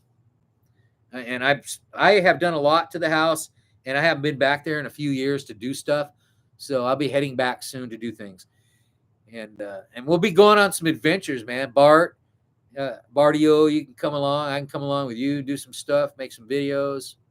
And hey, welcome if you just got here. We're up here flying around the Alaska range where I used to work.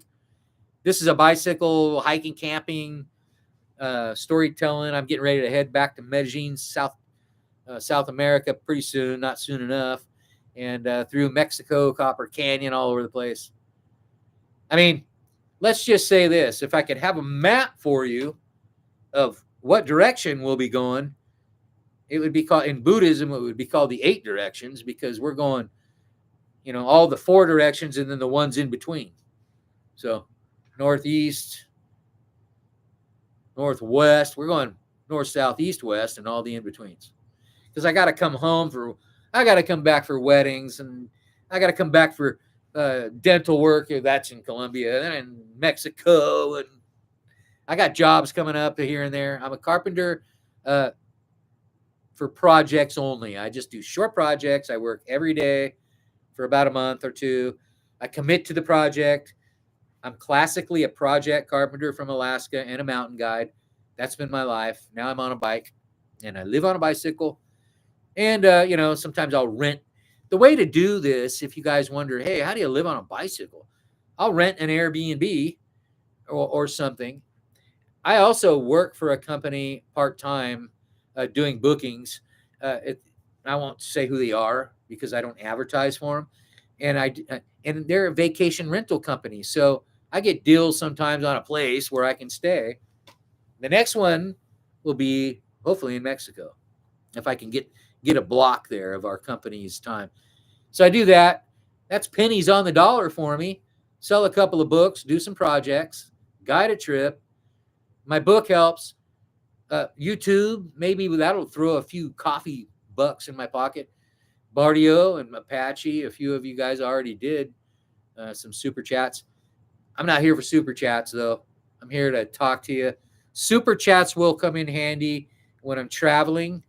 And I'm like, okay, well, I'm getting pretty lean. I'm always lean. I live on a bike. I don't have a lot of money.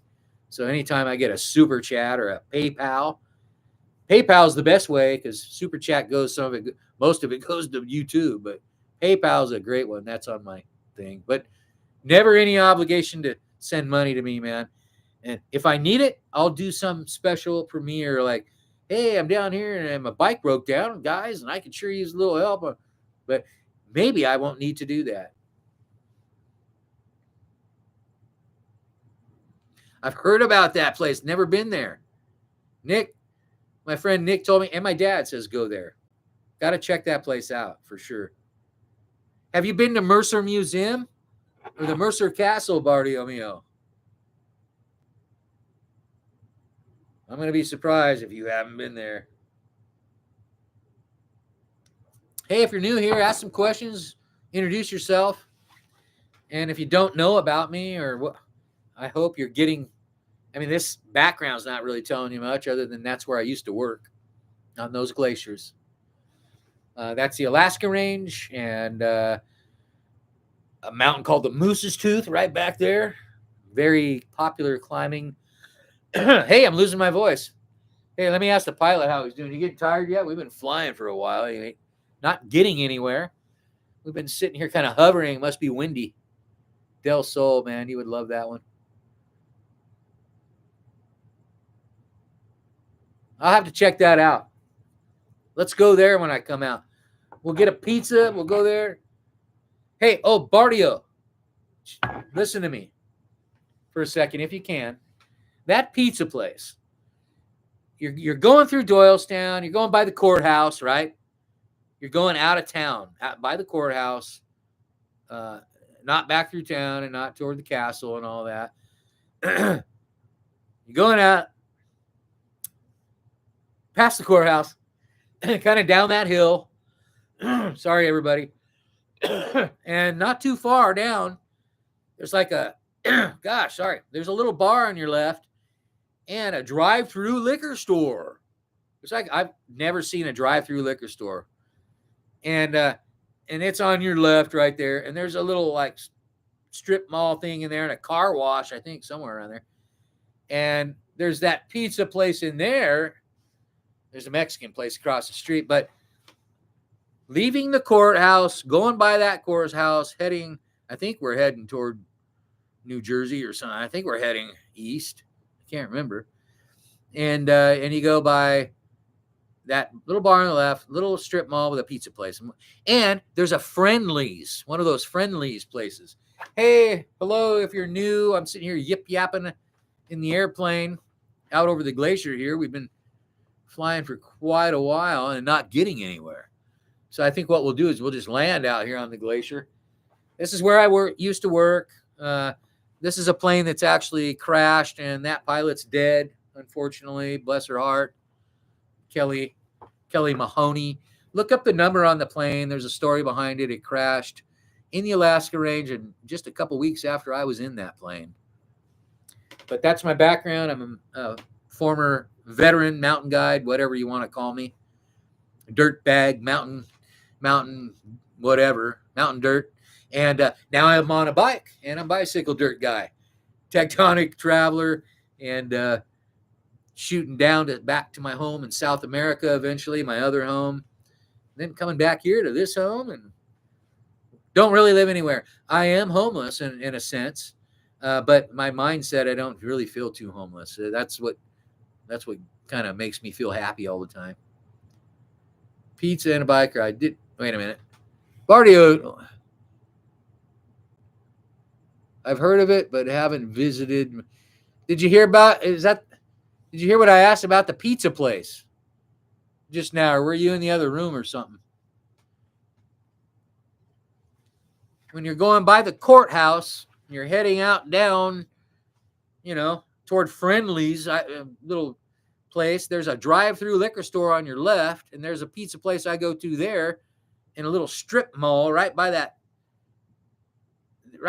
Let me know, Bartolomeo, if I'm crazy or not. And I hope I'm not missing anyone else. Pizza and a bike ride. Right on, man. I think Bartio must be listening to some music, too. He's our music guy. Check out his tunes, Bartolomeo.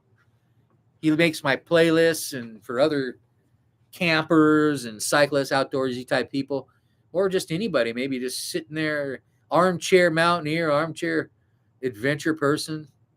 That's what I tell people. You don't have to go anywhere, to enjoy. You can read about it. You can watch a movie about it. I do that. That's how I ended up doing all this stuff. It didn't just come into my life. Okay, we're looking for, let's see here. Okay, hold on. Yes, that's a pretty big shopping center. No, not that shopping center. Let's see. Wait. Yes, you're right about the road that goes down the hill. So you go down the road from the courthouse, and before you get to that shopping center, there's a drive-through liquor store on your left, and a little tiny strip, little mall or little thing with stores, and that pizza place. That's where I get my pizza, and it's New York style pizza, man. Big greasy flat thing. It's hard to find out here in California. It's not hard, but it's harder. So, yeah, before you get to that shopping center, though, between the shopping center and the courthouse, on the shopping center side is where I got my pizza in this little strip joint. Anyway, or strip mall. Sorry, that was in Colombia. Sorry about that. Or Alaska. Yeah, welcome to Tectonic. We're a little rough around the edges, and sometimes we take a detour off the main road. Sometimes I lose subscribers because of the way I am, and I think maybe they think that this is a different, channel than it is. But we're doing a lot. We're in the mountains. We're out on the bike touring in the Eastern Sierra, South America. Hey, that big shadow you see there next to my bike, that's Eastern Sierra. And you can't see the mountains at all, but that shadow is behind me is the cemetery it's the Lone Pine Cemetery. Oh no, it's the Mount Whitney Cemetery, and that's a big rock kind of monument thing. It's not a mountain; it's a monument behind me.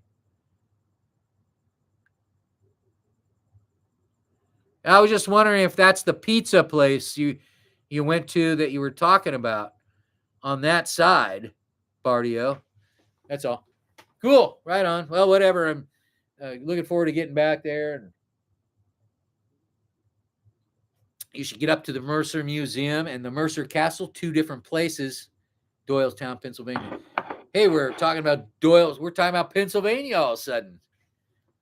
Welcome to Tectonic, where I'm sitting here in a fake. That's my photo, superimposed. But what it really looks like here is I don't do this all the time. Don't worry. It's kind of a something different. I'm sitting here in Southern California near Mexico with a surfboard behind my head.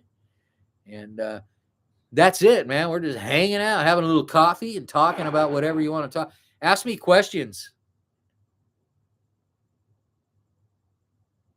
That's it, Bart. That's my pizza place.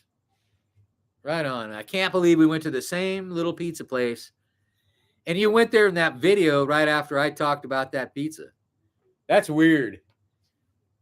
That is cool. You walk in and there's just a counter right in front of you. You walk up to the counter. Oh, okay. Maybe that's not the same one. Okay. Well, there's a bunch of them. Right on. Hey, anybody new here? If there's anyone new, because I have I did a whole bunch of demonstrations tonight out front. Ooh, my battery's getting low. Not too low, though. We got plenty of time. And then I ended up over here because it got dark. So we've been on here for a long time. And I'm still going to finish my coffee and sit here. But hit that like button if you're new so I can say something that you haven't heard yet. And I'll repeat myself, maybe, but everybody else. Hey, hello there. If you just popped in, we're kind of changing the scenery here a little bit. And we've been outside all day, well, all evening talking. We do bike touring stuff here, and excuse me, too much coffee. Beautiful Colombian coffee, no beer. I don't drink anymore, but I sure like to be around people that drink sometimes. It's funny. Yeah, so I'm going to show you some of these if you just got here behind me, just because it's part of my background. Hey, there's the bicycle. Those are the old panniers, the old rock bros. Those are kind of lower end panniers. And so, yeah, I bike tour, and I'm kind of a new YouTuber, so I'm, taking you guys along with me on my way to South America again, and wherever I go, going every direction. And but these are just some photos of where I worked. Hey, let's get back in the airplane, fly over to these glaciers I worked on. Those are glaciers, and that's the Alaska range. And those are rivers of ice, basically.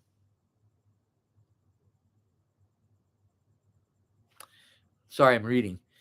Thanks, Bardio. Yeah, check it out. It's good pizza there, man. Let me ask the pilot if he's okay for we're fly a little bit more for a second, Eric. Okay, he's got a little more in him. I don't want to get him too tired. We got to get out of here. Anyway, those glaciers we would land on, and this airplane has skis on the plane. The skis retract and the wheels come down when we want to land on pavement, because we're actually up here in the Alaska range, 15 minutes away from 80 degree, 70 degree weather. This is in the central part of Alaska, where it's never thawed out and never really that warm. But look it up, Alaska, Central Alaska Range, biggest mountain in North America, Mount McKinley, Denali. And that's just out of the scenery here on the Eric, you want to circle around Denali? He's over here. Can't do that right now because anyway, but what we can do is we can go up here and be on top of one of the peaks in the vicinity. This is me and my friend Pat. I'm in the back there. That's me. And Pat, he's the taller guy there, obviously. Those are glaciers behind us, and we're on a peak there in the Alaska range. This is my history. That's me, what I used to do, where I used to spend most of my time out on glaciers. So, and then I ended up on the bicycle eventually, and I live on a bike and also live in various places in South America. I have an apartment anytime I want down there, but it's easier in South America for me as a guy who's almost 60 years old who tries to stay fit. It's a better place for me to live down there. It's cheaper for me to live. The food is better. I feel younger. It's a better place for me to be. I spent a lot of years climbing up here in this Alaska range, doing construction too, and this kind of stuff. And I got tired of it, man. My body said, no more, man. Get the heck out of there. Thanks, Bardio. Bardio Mio, and all you guys that are still here. Let's kick back by the fire again for a minute. And let's see if I can get out of the way, though. Hey, anyway, here we are back. Fireside talk with a cup of coffee to finish here. And wrap it up pretty soon. I'm winding it down, I think. But man, I could talk all night, really. I'll tell you before we wrap it up is why I kind of enjoy YouTube. Is I was already doing the stuff, right? Like the bike and my way of life. So I got to bring some people along with me. Darin, this is is there a big local bike shop that you go to around here? No,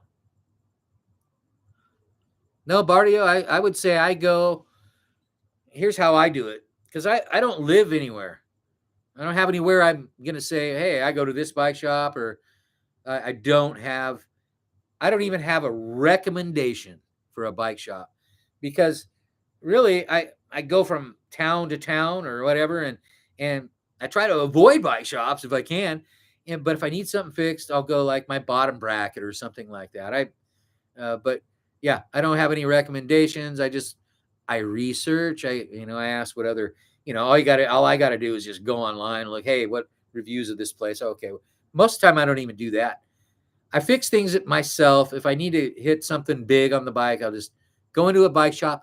I'll hang out and watch if I can, but I don't like to watch guys work sometimes because I don't like to be watched as a carpenter.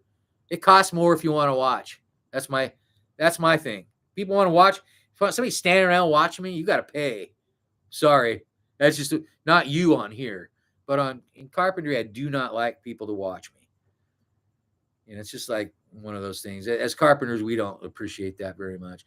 I don't care anymore too much, but when I was younger, I was like, it slows me down if you're going to watch. Hey, but let's get back to positive here. I like to stay positive here. We don't want to go into carpentry stuff. And I'm actually a pretty positive carpenter these days because I don't do it all the time. Hey, thanks for the likes, you guys.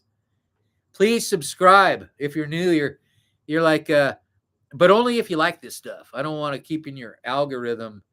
If you're going to see my face all the time. I don't like seeing people's face all the time.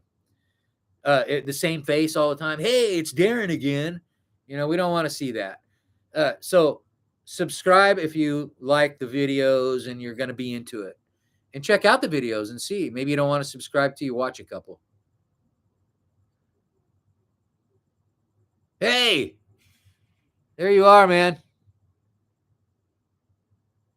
Dark carpentry. Yos, good to see you back. Hey, man, I appreciate you. That's a good one. Yeah, dark carpentry. All right. Boy, oh boy. I'm an easy guy to work with. But here's the thing. I've worked with in Alaska. Imagine the people I worked with. I mean, I don't know if you've ever watched any TV shows. That's all fake. Well, that's not fake. It's real. But that's all they glorify. But I lived the real stuff where people are rough. It's rough. And it's even the women that I work with are tougher than me. And it's so many, in a lot of ways, not every way. But here's the thing about Alaskan carpenters and people that work together. If you've been there a while and you've done it a while, it's camaraderie. You're together. It's like my climbers and my guides or the fellow guides. We're like a group of people and we get along and we see each other a lot. And if we don't see each other for a while, we'll run into each other, and it's the neatest thing in the world. My carpentry in California, never experienced that too much. I mean, it's okay. And I've had some great friends and worked with some great jobs. Alaska's where the camaraderie was to the heart, to the core, because it's tough work, it's cold, and you got to be, and you form a team with your people, women, carpenters, men, all of us together working really hard through the tough stuff. So you go through these things together, and then check it out. In Alaska, we're all mostly project carpenters. There are people that work full time for companies. There's that, like here and there. But a lot of us are like either seasonal or we work. Some people just go for the winter carpentry because it pays well and you're on the North Slope where the oil is and all that. Sorry if you don't like oil. But anyway, won't talk about that. But that's where I learned carpentry. That's where I learned the flow of project carpentry, where I work really hard. I get fed. I get housed. They do my laundry most of the time. I mean, I'm not having to struggle for that, so I'm able to work, right? That's not every job I do, but that's Alaska for you. And whenever I worked in Alaska, I was housed, fed, or I lived there and I was paid a per diem, So real hard work, real high pay, but then you take some time and then you're off all that time and you run out of money, right?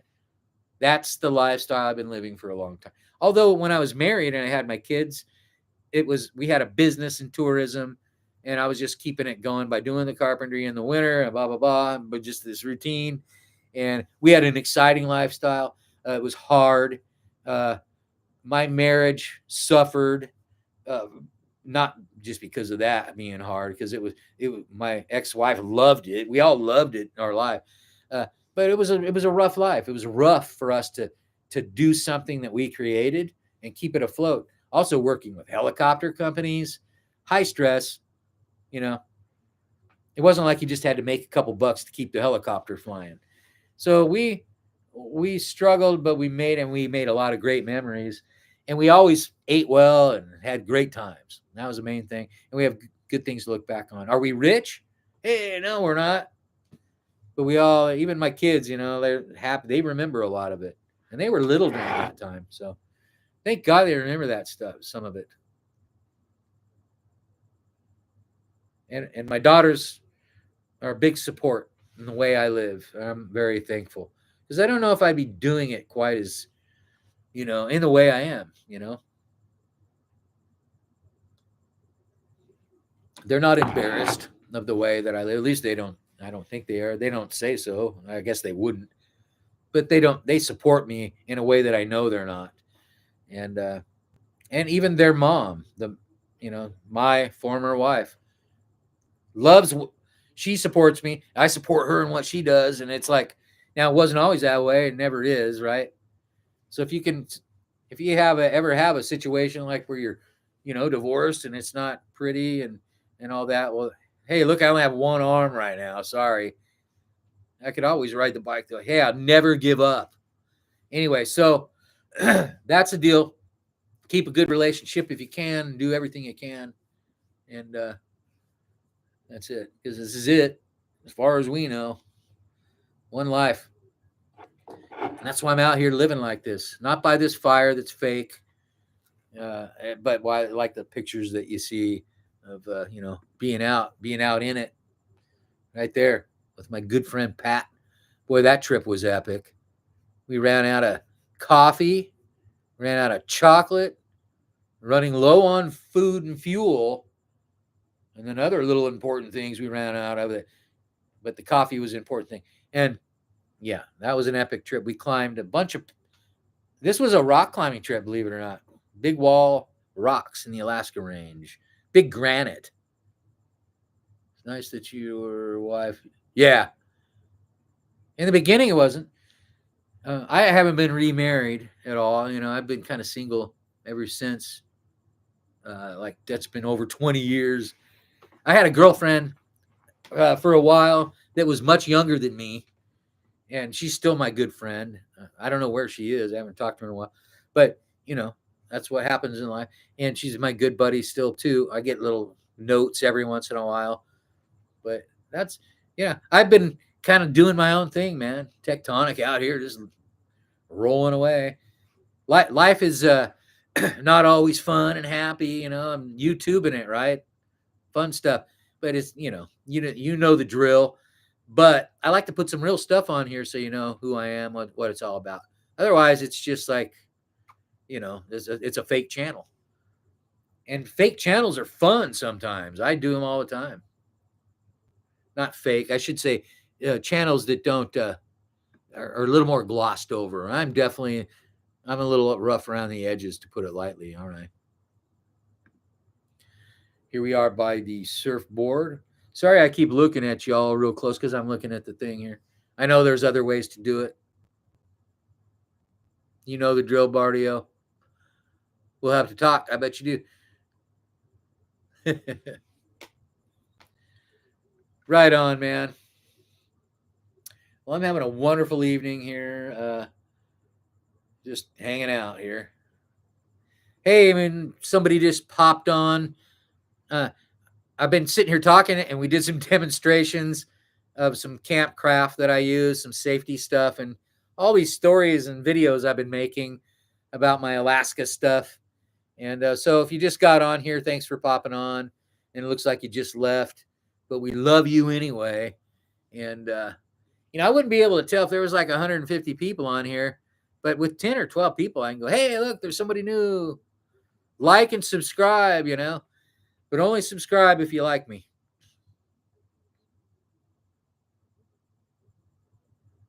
Thank you. Thanks, dude. I should probably get going. I'm probably dragging you guys along. You probably got better things to do. Hit that like if you just got here and didn't get much of this, so I can come back soon, probably tomorrow night, and do some more. Hit the like and subscribe. I'll be back tomorrow, and we'll go for it. I did a lot of stuff tonight that I won't repeat tomorrow night, but I saved a lot of stuff for tomorrow night. I have to do it when it's light, as you guys saw that have been hanging out with me for a long time. I got to do it when it's, a little lighter out here. But anyway, thanks, man. Thank you all for coming. I'm going to shut it down. Please give me a little holler, another comment on here before I go if you want.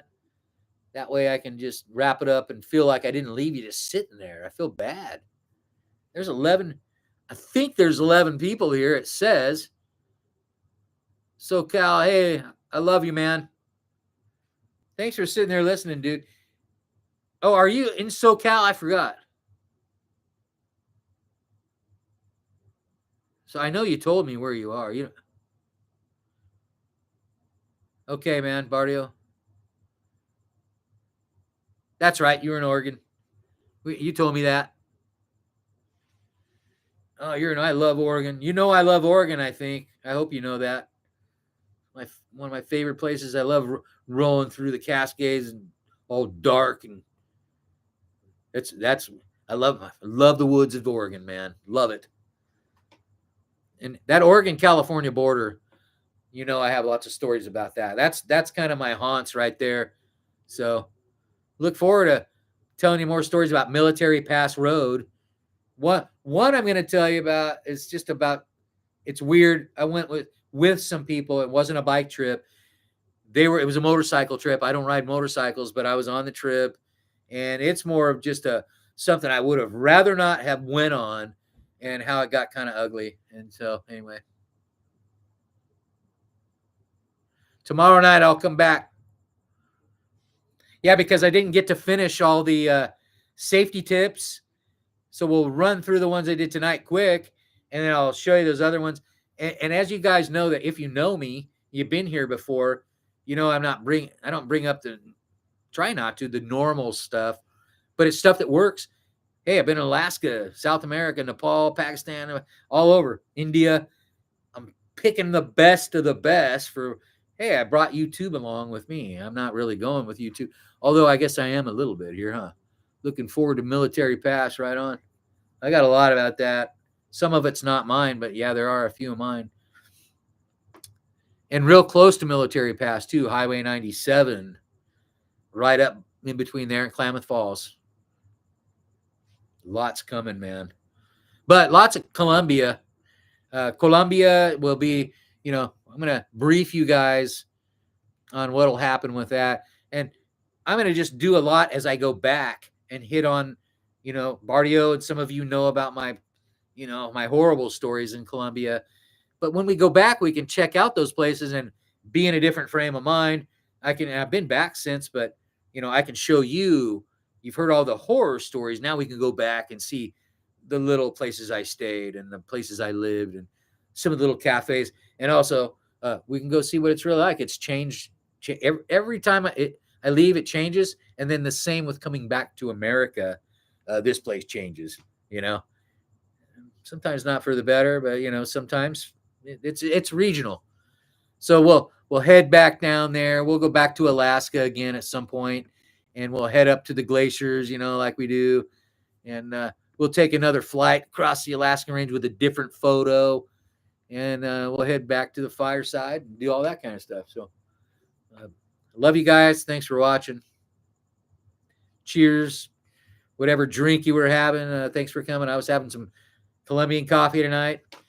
Please like and subscribe as you leave me here, because there's more, and go watch some videos. So next time you come, you can ask me some questions, and I can share your stories on here as we start doing more live stuff like this, fireside chat and glacier side chat, stuff like that.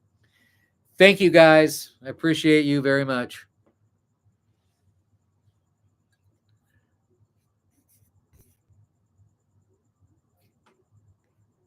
Takes me a while to shut down. How about one more shot of coffee?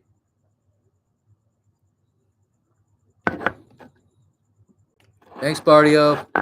Looking forward to more of your music that you do for us. Thank you. Check out Bardio's music, and some of you other guys on here have channels. I'm checking you out. Lulu. All right.